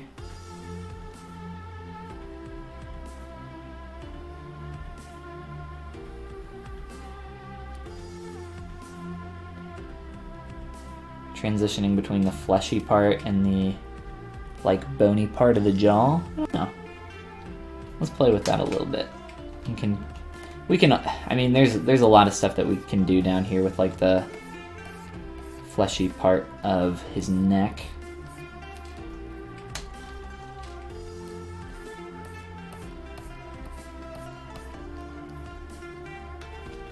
Especially towards the asymmetry side of things, since we are almost perfectly symmetrical across this x-axis. I think there's a lot we can do here. So let's start playing around. I think this is supposed to be like a harder portion, like almost scale. So maybe we can play around with some scale alphas or sculpt up our own, or maybe use some VDMs if you guys are familiar with those, or if not, that'll be fun to play with. It's a vector displacement. I believe it's just vector displacement map. But you can create some VDM brushes, and there are some really cool ones. Let's see. In the Chisel 3D by default, let's grab. Isn't there like a horn or something in here? I don't know. I thought there was. Maybe there's a different brush. Chisel creature. I think that's what I'm looking for. So it allows you to, it's kind of like an alpha. Let's subdivide up. So it's kind of like an alpha, but it allows you to have overhangs and undercuts like that. It's really cool. And they're really simple to make. You can sculpt your own. Maybe we can look at that. It'd be fun to play with. We'd have to figure out the scale shape here though. Really, there's not... I guess there's really not a lot going on back there. It just seems like I threw in a couple lines really quick. Maybe we can improve upon that. I don't know.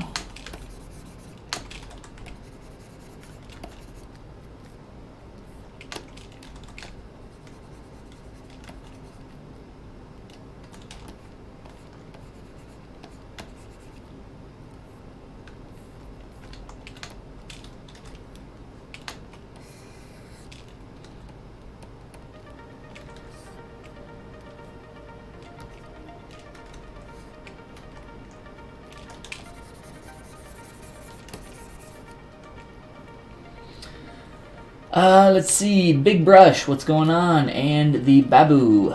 Hey guys. When doing stylized characters, how do you go about your roughness map? I do not create a roughness map. That's how I go about it.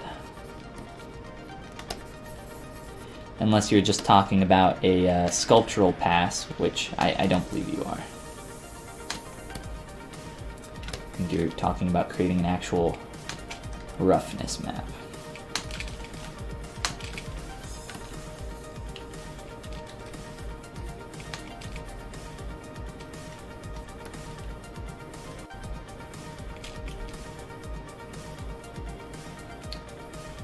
kind of get through here a little bit more. Now, I will probably start to add some major, like, stupid mask brush. Some major, like, asymmetry, S-curve style breaking up of this form. But we're gonna wait to do that until I merge down the fins up here. So we'll keep going with this.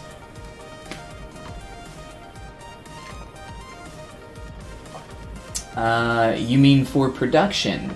Do you want to elaborate? I can elaborate. I sculpt mainly for physical production. RP, milling, toys, production style, ID stuff. So, texture maps are not necessary.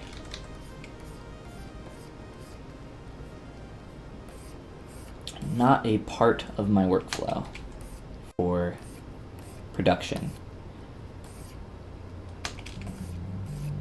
My background, if you're new here, or if anybody else is new here, is in sculpting stuff for toys, minis, life-size figures,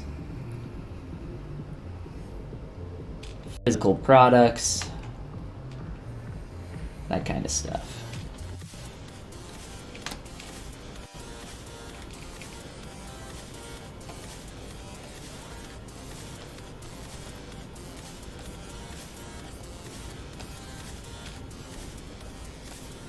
And the clay tubes brush is awesome. Love me some clay tubies.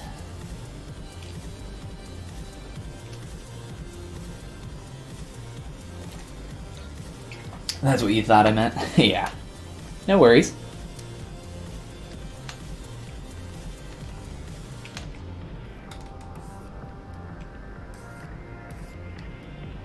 Not a problem, my dude.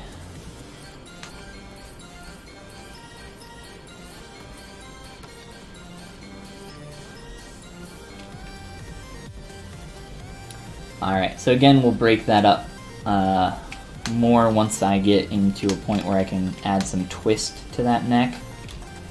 For now, though, I just wanted to blend out some of these shapes a little bit nicer. Kind of coming up through as these curves start to fade out through this area towards the back.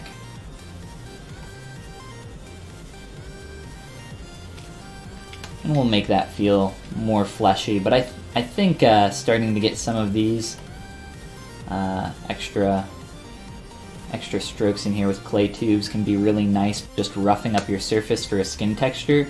And then if you have, you know, too much of...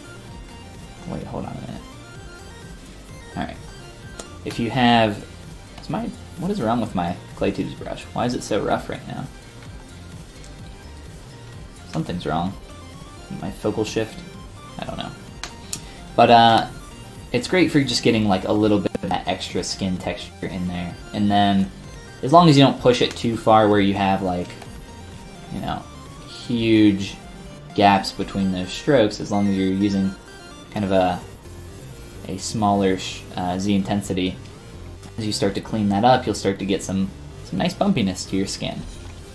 It's very nice for these kind of effects. Honestly, the clay tube brush is great at sculpturally blocking out a lot of different textures.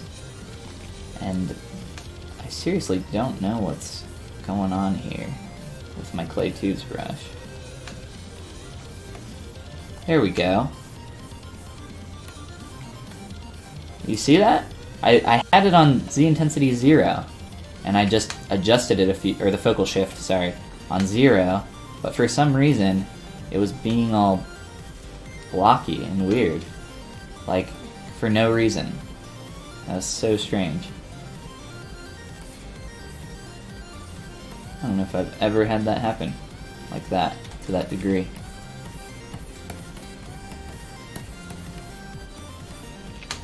I'm sure I have and probably just ignored it and thought I was on a lower resolution or something.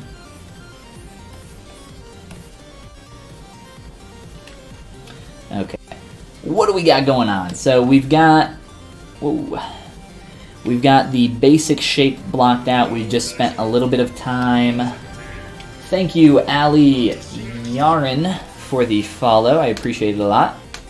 We just got done taking the top portion of our jaw up here and merging that down into the bottom, the lower portion of the jaw, as well as the neck.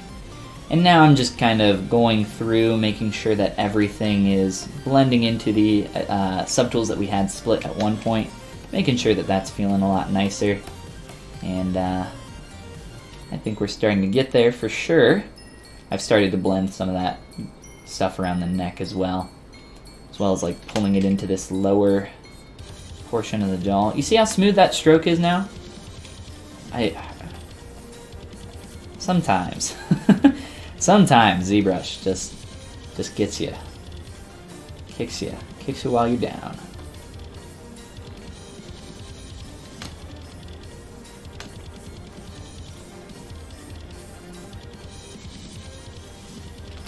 Alright. So we have a few options here for merging these fins into the rest of our form. I think the best way to do this, though, would be to keep the mouth open and maybe just grab a pivot point back here somewhere and just like pull that up to about where that should be. And I think that's about right. Just a little bit poking out there. Get this all blended together. And then I would like to start breaking symmetry more in the rest of the sculpt. What do you guys think? Let's see here. 1 second. Okay, so for the neck here, should we just like slice this off? This is kind of, and just like close that and have that be the end of it.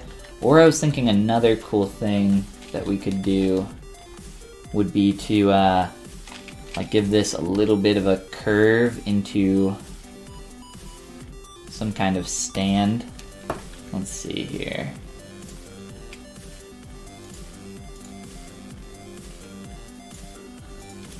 Dragon sculpt. We'll find something. We'll go by likes. Don't care about pros. Don't care about people that pay for ArtStation. I just want to see it straight up. Let me see. Does Pavel have some? If you guys don't follow Pavel, you should. Pavel Protozov, or however you say that. Not, ooh, this guy. That's Kita. Kita, please tell me you got some of what I'm talking about. Damn it, Kita.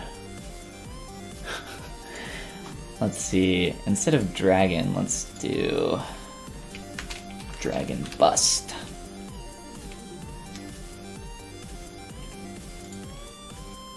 This style of thing, where it's kind of like almost a chess piece, so we could start to wrap that neck around and then have some kind of separation into this. This is a little interesting the way they did that. A little bit of a cube back there. I'm not sure why they did that. It's kind of weird. Let's see. Again, I don't see. This is why I don't search with this stupid pro check mark. I just want to see what has like the most views and likes. This is something like this. This is kind of what I'm talking about. I like that. Let's try that. I think that'll be cool. It'll be fun to play with, figure out. Let's see. Wyvern as well. Yes. He does feel very wyverny. And we might have been able to find some more examples by searching for wyvern. Or worm, spelled any number of ways. So, I say real quick here, I try to like yoink this around into some kind of stand. It's got like a longer head. So this might be maybe we could turn this a little bit earlier. Trying to blur this mask a lot. So to do this, I'll have to also kind of shift this a bit. So let's try that. And then rotate from back here. That's probably fine. Alright.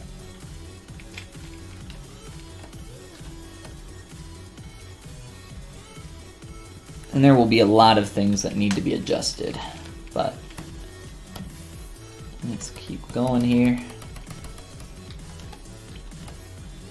This might not work super well with this guy, just because he's got such a long head. To make this, so if we wanted to like 3D print this, to make this so it wouldn't tip forward, we'd probably have to get quite a bit of a curve here so that the center point is more here towards the center of our question mark shape that we're kind of blocking out here. And we would probably also want to taper this down quite a bit. A little bit like reverse cobra hooded shape. Because the more top heavy that is, the worse off that's going to be. This would be a really fun thing to print though.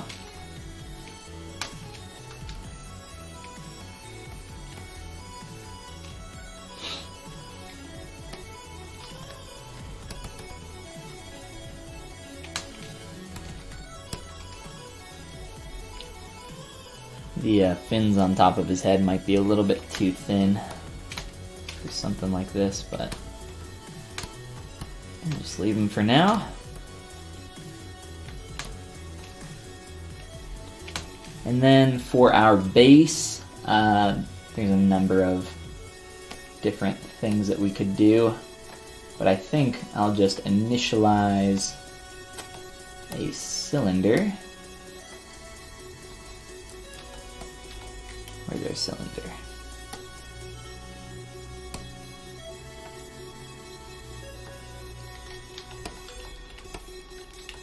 And start to line some of this up. Let's turn on perspective. So let's go more thin than this. It looks like he's, from this angle, starting to get like a belly or something. Fat dragon.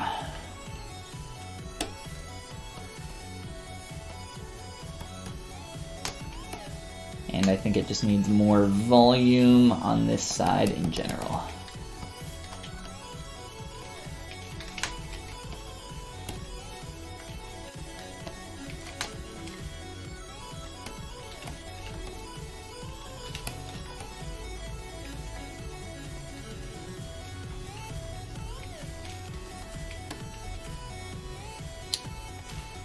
So it's still probably very forward heavy, very like top heavy, topple over.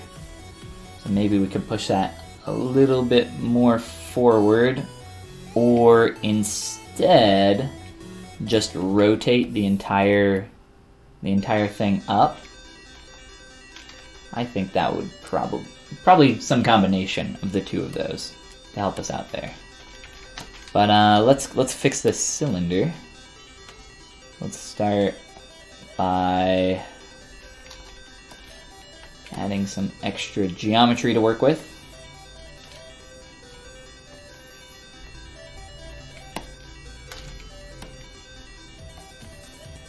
One thing that's awesome about the ZModeler tool is that you still have all your other brushes. So I could technically like use a clay tubes brush on this, although it would be stupid to do that. We can play around here. Let's see. Let's go back to our search for some dragons. Let's see. He's got just like a little base cylinder with probably like some peg sticking up into him to keep him standing. I think he's got more of those. Let's see. And then this one's a little bit more cleaned up, beveled up. I kind of like that. Maybe we can do some kind of combination of the two of those, between those two shapes. I don't know, we'll play with it. Let's pop on back in here.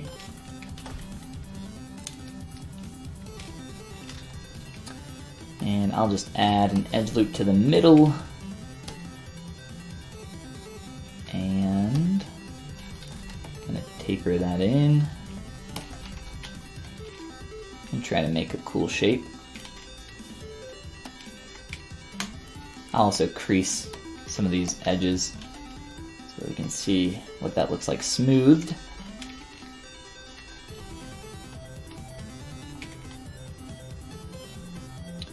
And let's get this to fit in there a little bit more.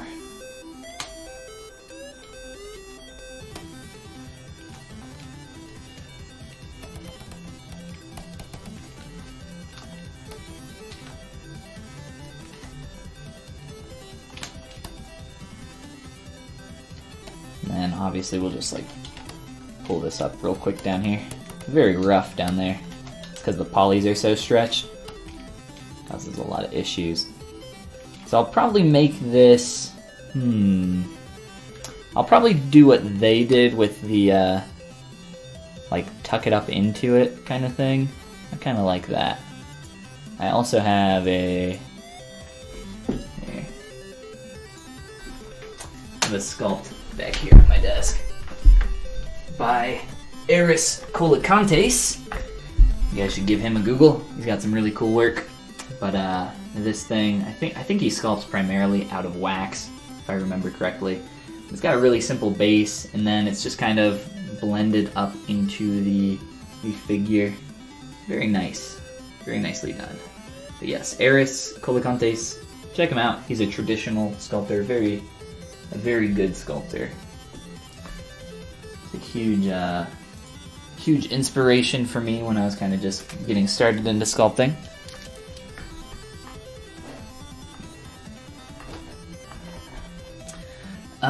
The guy you're looking at on ArtStation has a really good interview on YouTube. Which one?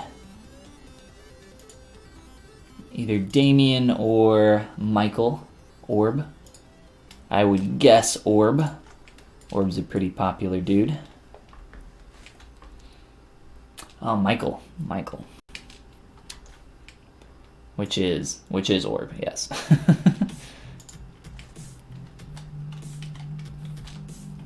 I will have to check that out. Let me actually... I might have actually already seen it. Just to make sure. And he's with the Blender Boy, of course. Yeah, he's been interviewing a lot of people lately. Alright. Let's do...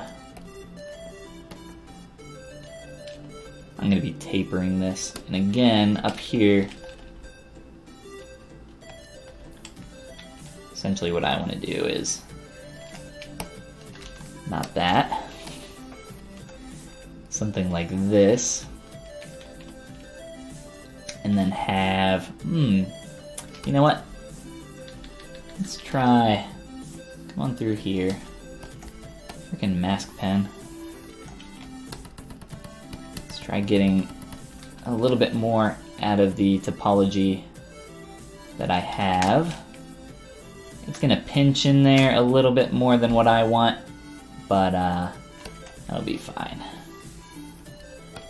Let's really try forcing that to go where we want though. Really shift the weight.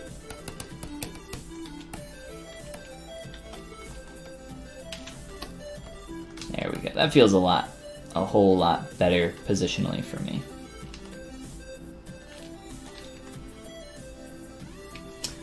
You're biased because that is your school. Let's see. The founder of Gnomon. Ah, that's cool. Awesome, man.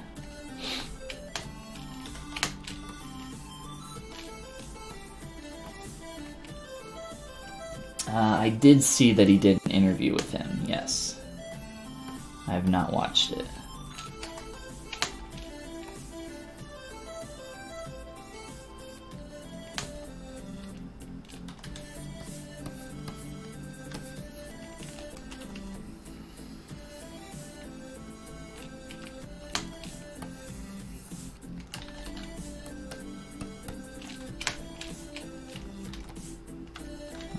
gosh.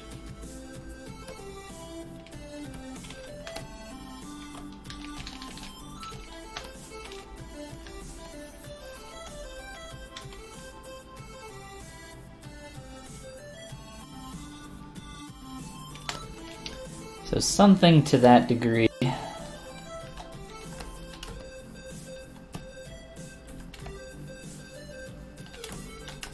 And obviously we're going to change this cylindrical shape here quite a bit.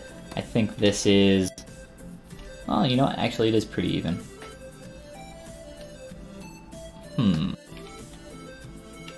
A larger footprint on the bottom is indeed going to be better for something like this, because the more we have that taper down, the smaller that foot, the more top heavy he's going to be, which is not great.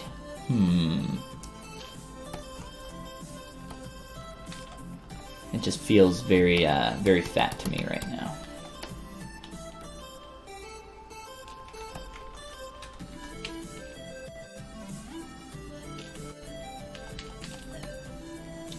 Let's take a look here in perspective. Again, I think, let's do this. Just so we can get a feel of this angle here. I'm going to mask off everything except for the stand, where that base will be. And then that up a little bit. So if this was something on your desk. I don't really like him looking up too much.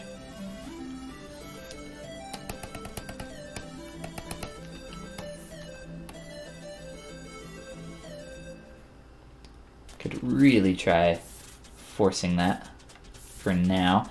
Again, a lot of stretching going on. That's not too big of an issue though. I think I'll keep that.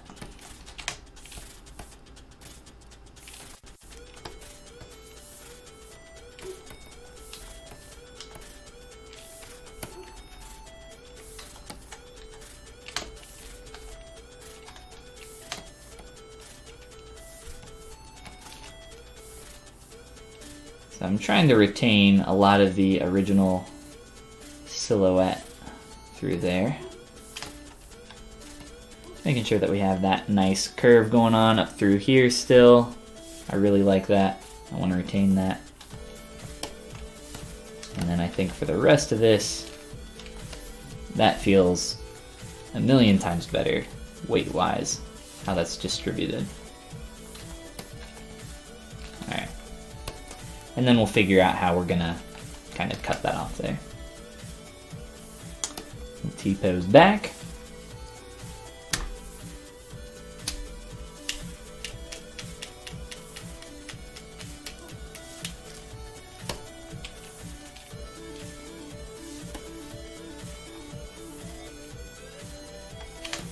Yeah, and now I would feel probably comfortable going back through and even widening that out more, but let's leave it for now.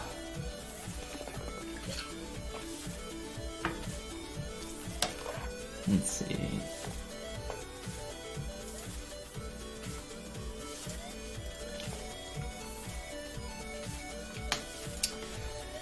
All right. Lots of stretching going on up through here.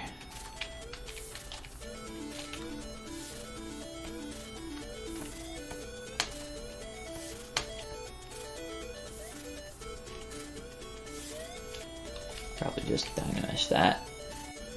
Work on it a little bit more. Gets awfully close there. It almost makes me want to just like take all this and say, you're now touching. Merge all that. Maybe. Maybe later. I'll leave it the way it is for now though. Let's see.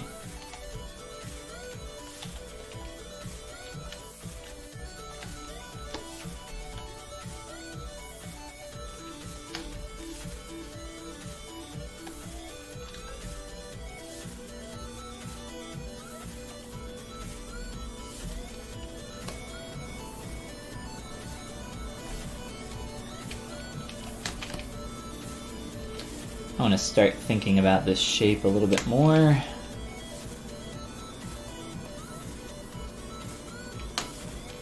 Let's try...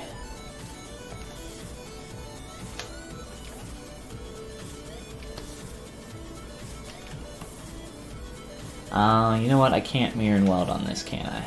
Ah, that sucks. I think you can use... I think you can maybe clip. You can't slice symmetrically, but you might be able to clip symmetrically. Can't remember.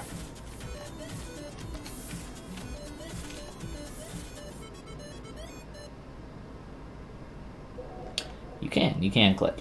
I pretty much always use slice instead of clip, just because the way clip curve works, or any of your clip brushes, it just smushes your geometry up, whereas with slice it actually slices it, but I cannot slice symmetrically, because that would require me to have to mirror and weld, and because this is not symmetrical, that wouldn't work out. So there might be some things that I could do to work around that, but I think this is fine. I'm just trying to find that angle from the front view, and then we'll get in here and maybe figure out this shape a little bit more. I put an extra edge loop in here because I was thinking, let's see, extrude this poly loop, try to make some kind of interesting beveled shape here.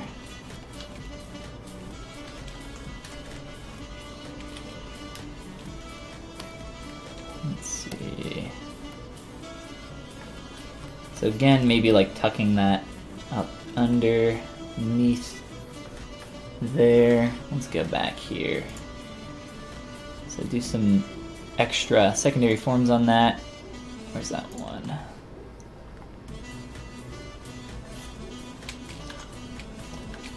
So what they've essentially done on there is, from what little I can see there, is just have an extra form here and then extrude a single poly up in there. And then maybe like taper this edge up so it's not quite as harsh, and we'll play with that connection a little bit more. Let's keep going in here though.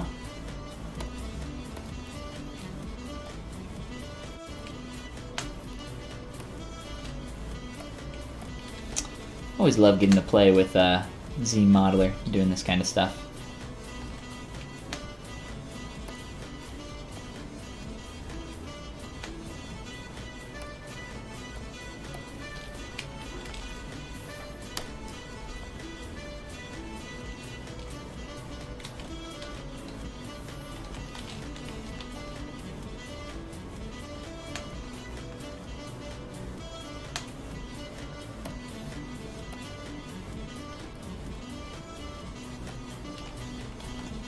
Awesome thing about ZModeler is that after you do an operation, you can duplicate the same operation at the same exact parameters just by tapping on, if you do like a bevel like I just did, if I want to bevel another edge at the exact same width, just by tapping on it, it will do the same width as the last operation that you did, which is always very helpful in these kind of situations where I'm trying to do a top and a bottom edge.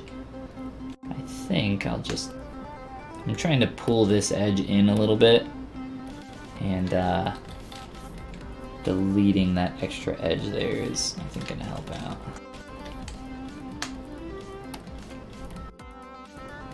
I'm just trying to make that not stick out quite as far. I think that helps. I'm just doing some extra secondary forms there. And then maybe on the bottom, you can extrude out a little bit, just so it has a little bit of an extra foot down there. Do some nice similar stuff here.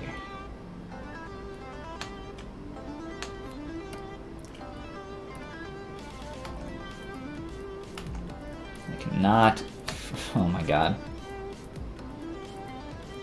This is one of the things that's really annoying about working with the Z Modeler brush, is it is extremely finicky when you're trying to select an edge, face, or point. What some people do is, because you can, in the Z Modeler, if you're on like a face here, you can set that operation to do nothing. Some people will make different brushes for working with, I think it's kind of silly, but I guess if you're doing a lot of Z modeling, it might be helpful. But you can make one brush to work with points, one to work with edges, and one to work with faces. So you got verts, edges, and faces, and then you can swap between those three. I think it's kind of unnecessary. Sometimes it does get very, very frustrating and annoying when you're trying to do all that stuff though. But let's complicate this even more. Let's see.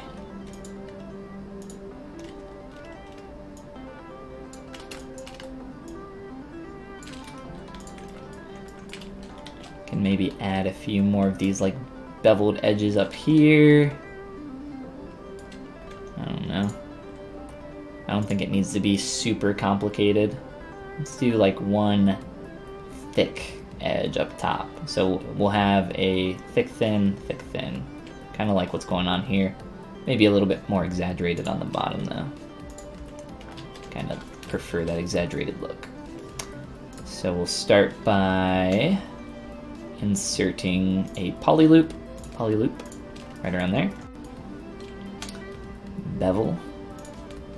Edge loop complete. Extrude poly loop.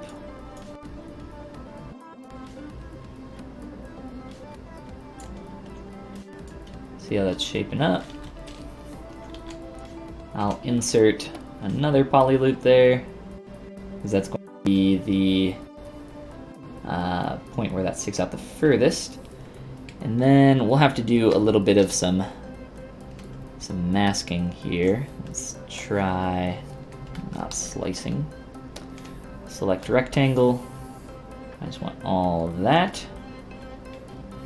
And I'm going to, that's not what I want. I'm going to quickly mask off everything that I want here.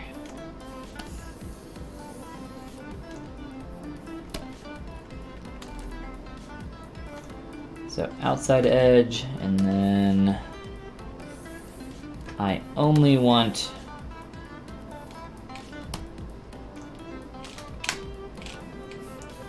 that. That is correct. Okay. No, I did that backwards. Whoops. That. I only want that. Yes. Alright, I did my inner masks incorrect.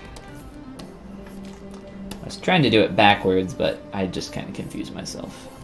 It's okay. It's not the first time. Okay, so it should just be these edges.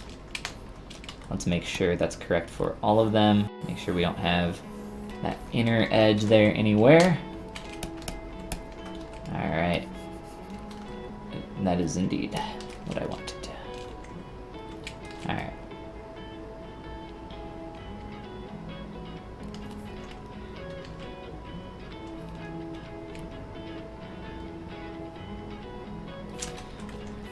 So we could just delete that edge loop, but by doing it this way, it'll be a little bit tighter for these. So if I want to, let's try creasing this edge loop here and down here. It's not quite as tight as I want it to be. I'm also going to make it a lot wider. Let's see.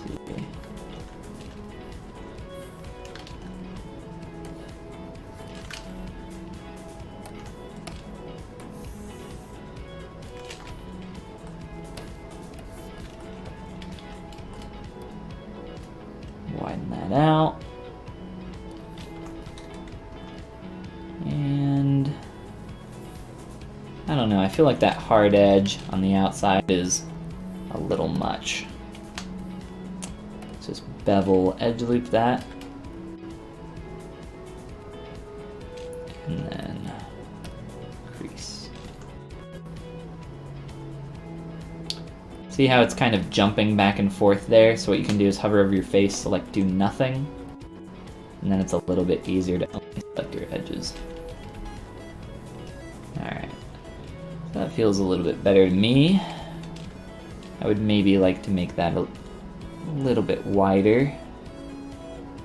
Let's see.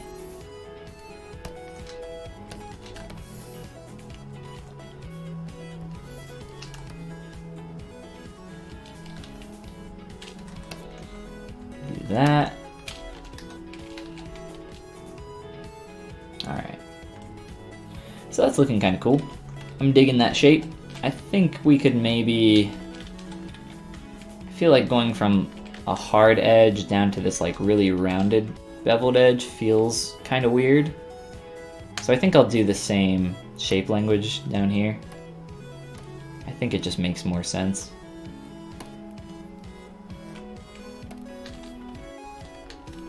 Why have it different? It just looks weird to me. Not a fan. And I don't need to bring that one out quite as far.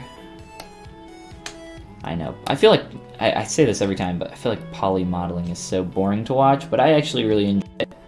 It's kind of like a puzzle where you're working low poly and then stepping back, looking at your smoothed version, figuring out what that's going to look like after you're going to add subdivs to it later. It's just kind of fun to play with.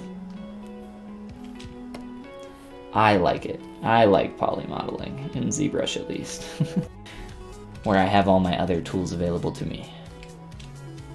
Alright, so now we have those, you know, same kind of basic shape going on there. And we'll work on where that's positionally going to fall and everything else. But we can replicate that down at the bottom as well.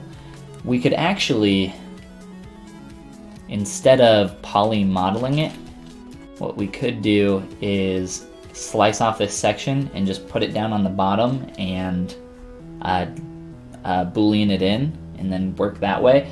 I kind of like having the subdivs though, so if we want to make any changes to it, we can do that. I don't know. Yeah, let's try that out. Let's see, how hard would that be? Or here, I'm gonna duplicate this.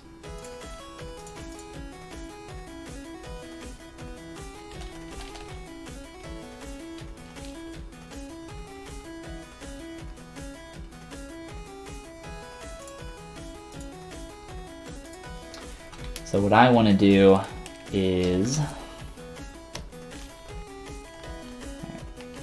actually, I won't need to slice this.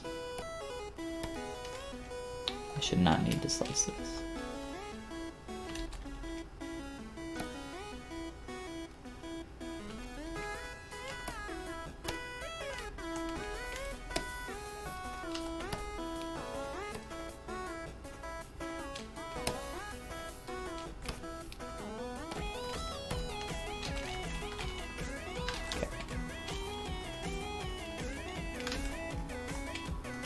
So we'll split that.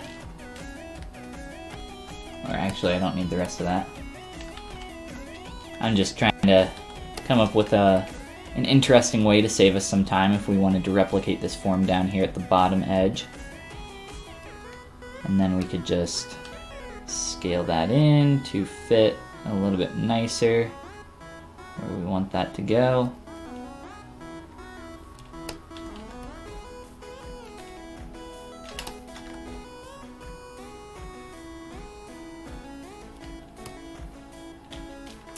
Not sure why it's putting the center point up there.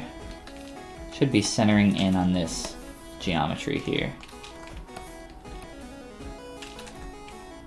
Ah, that's why. Couldn't see that flat piece. Now that should center. Right.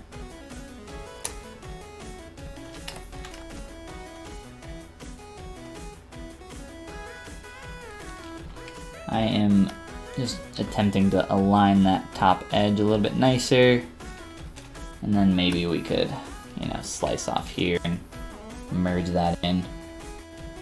I don't know. Let's see. Just trying to find a quicker way. A little bit of a workaround here.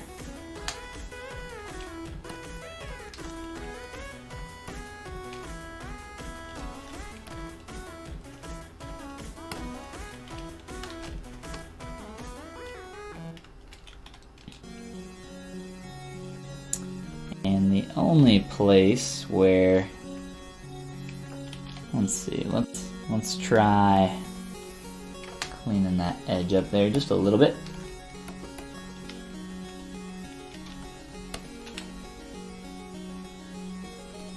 Yeah, something like that.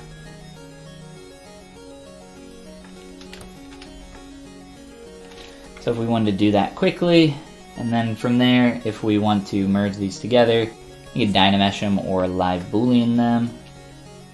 I'll just kind of merge them down for now. So they'll be separate pieces of geometry, but really that's not a huge problem. Yeah, I kind of feel like I enjoyed having that additional taper towards the bottom. So I probably won't keep this, but at least it gives us something to work with. I still have the low poly piece here. What I would prefer, I think, is to have that footprint grow out a little bit more towards the bottom.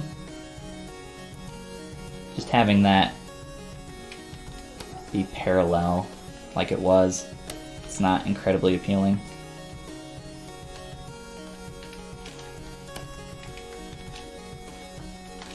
And maybe just increasing the size of that footprint is all that needs, but I think, let's see here.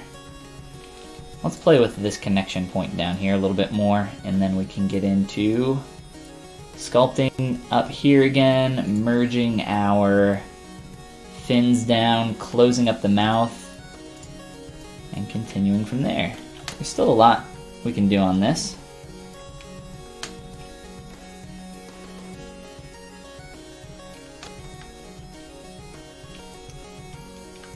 Let's see, so in the back, I guess we could probably replicate that form. Kind of like some diamond, basic diamond shape here. Play with this.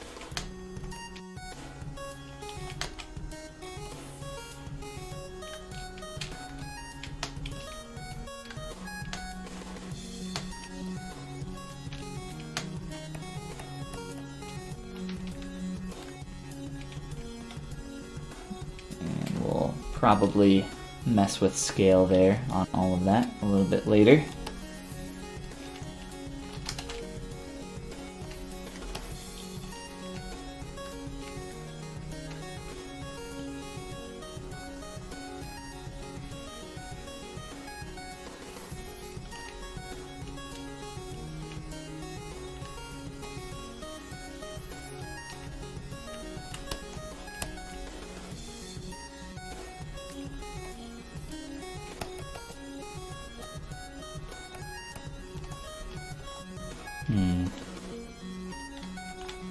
I think I'm just going to delete that.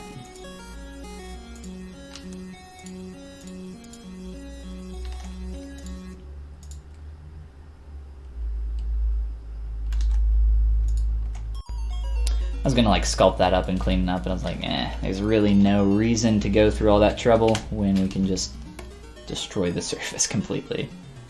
And then come through here, add a little bit of thickness to some of these points where it gets a little thin, and we could sculpt some kind of negative cavity in here. We also have this poly group because we closed holes here, so that actually makes it easy for us to do some kind of selection down here and then push that up into the surface a little bit more if we don't want that hanging out for the bottom edge, which I would think we probably don't. I don't think it looks super great having, or just being able to see that. I kind of like the effect of having that edge a little bit lower, which is what we were seeing in those other busts that we were looking at.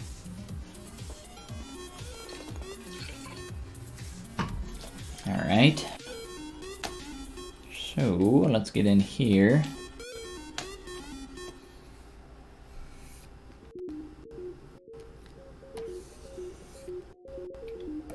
And just start turning the surface a little bit.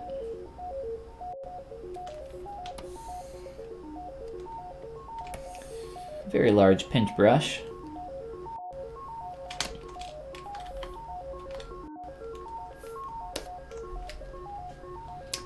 Freaking out the surface a little bit.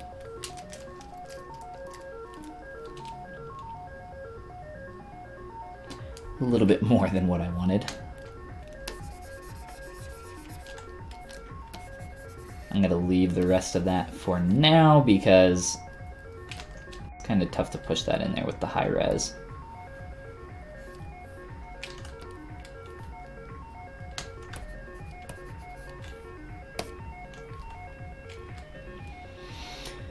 One more Dynamesh down here, and then we'll get back up to the top. And then we got some floaters, which are actually kind of annoying. Let me just try pulling in this entire edge a little bit.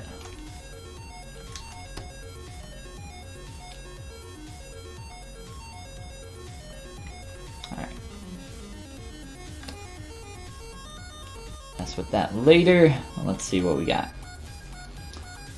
So that's the basic idea, just to let's kind of turn perspective on here and see how some of this is lining up. I think the corners there get a little thin. Probably play with that shape a little bit more because from the profile it feels still very awkward. I still don't want this surface to be seen, so if we move our light, I don't want this bottom face to be seen. I want that to tuck up in there nicely. But from the front, I think that's looking a lot better in terms of how that's connecting and fitting in there. I think that's pretty neat. And maybe kind of play with the scale here a little bit.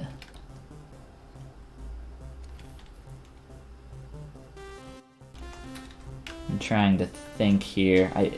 It still feels like the footprint size compared to the rest of this is too small. So let's try scaling up from the bottom here. Just to increase the size of that footprint even more. And it doesn't have to be that tall, but just to get that to a point where it's not feeling super top heavy.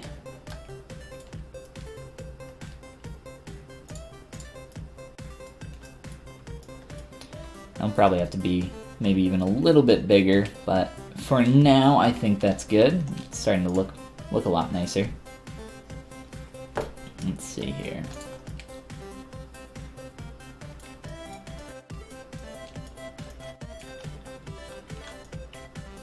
I say we go ahead and merge our fins into our head.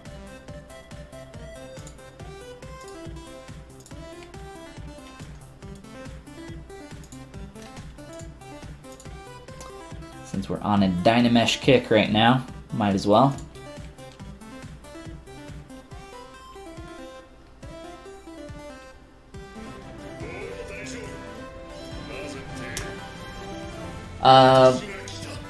Palala Washir, thank you for the follow. I appreciate it. I hope you're having a good Friday, dude.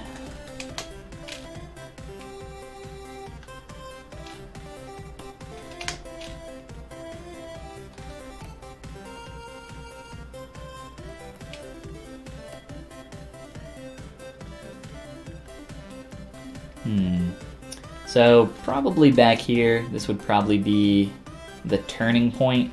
So we start to get within the silhouette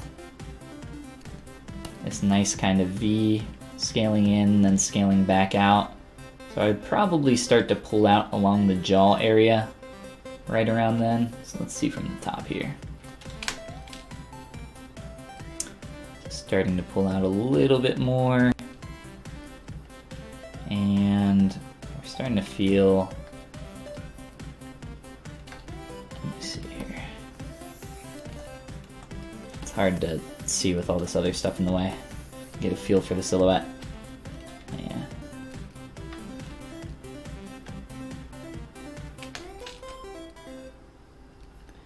Just get too much stuff in the way. That's why I try to, at least when I'm building up my form, you know, I try to do it piecemeal. Have a lot of different subtools. I think when we started, we had one for the top part of the mouth, top jaw, bottom jaw, and then 2 for the neck, between like the dew flap and then like the harder portion up here. It just makes it so that, you know, you're not overcomplicating things for yourself. I enjoy, essentially what I always say is when in doubt, split it out, and I think that's kind of a good rough code to live by when you're sculpting here in ZBrush, depending on your topology needs and situation.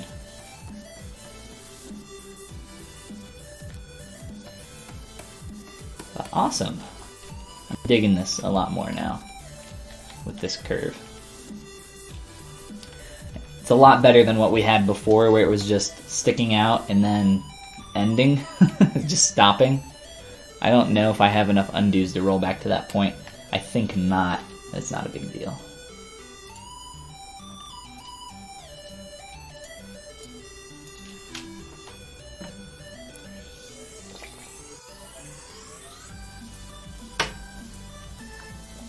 Alright. So, I think there's a lot more that we can do on this. Probably start with blending in the fins up top to the rest of the head, neck, get that flowing nicely all the way down. I think I'm fine with like leaving that ending there. I think that's kind of nice. A lot more to the asymmetry, stuff going on around the neck, around the center line, all the way through here. Probably add some kind of slight S curve here. Nothing super crazy. Probably a little bit more than that, but obviously we want to do that on a lower subdiv, not on these big changes, because then you always get these awkward little cutoffs where your brush can't hit. Let's see, what else? Playing with this bottom edge more, cleaning up this shape, making this more visually consistent for that bottom edge. Eyes, teeth, all of this, closing up the mouth. I kind of like it open, honestly, but we have this like weird shape going on in there. There's a lot more than that as well, and I'm sure we'll notice more next time we stream, but let me save this dude here. Let's see. Dragoon. Awesome. Well, I think that's going to be a good place for us to stop now that we've gotten a better kind of path forward here. This footprint definitely feels too small to me. So we'll have to figure that out next time after we make that probably more visually consistent first. But that'll be fun to play with ZModeler again. But real quick here at the end, I think the only thing I'll shout out is my Gumroad. There's a link down below. If you're brand new to digital sculpting, ZBrush, or you have no idea what you're looking at on screen and you want to get into it, there's my quick start course. There's also some stuff for intermediate and more advanced users. And then I have some other brushes, materials, kind of standard stuff, some mannequins, some base meshes, some other good stuff as well. Check it out if that sounds like something that interests you. Also check out Taylor Fisher's work, the original concept artist for this little dragon here. Thank you again to Engine for helping find that. And yeah, I think that's about it. I guess as we do here at the end, we'll find somebody who we can raid real quick. We'll see if there are any other digital sculptors online. It's very rare, honestly. I feel like there's never anybody else on. Let's see. Let's find Art here. And see what we got going on. Either that, or we can find a traditional sculptor, which is what I like to do. Let's see if anybody knows anybody that's on right now. I think I might have found one sculptor. Sometimes it's just people painting minis and doing other stuff. But let's see. Oh, not seeing any digital sculptors. Like I said, I feel like there's never anybody on. That's not a problem. Let's see what Let's see what this is. What we got here. The only crappy part about looking for someone to raid is that you have to sit through like 30-second ads every single time. It's so annoying. And I found somebody else here.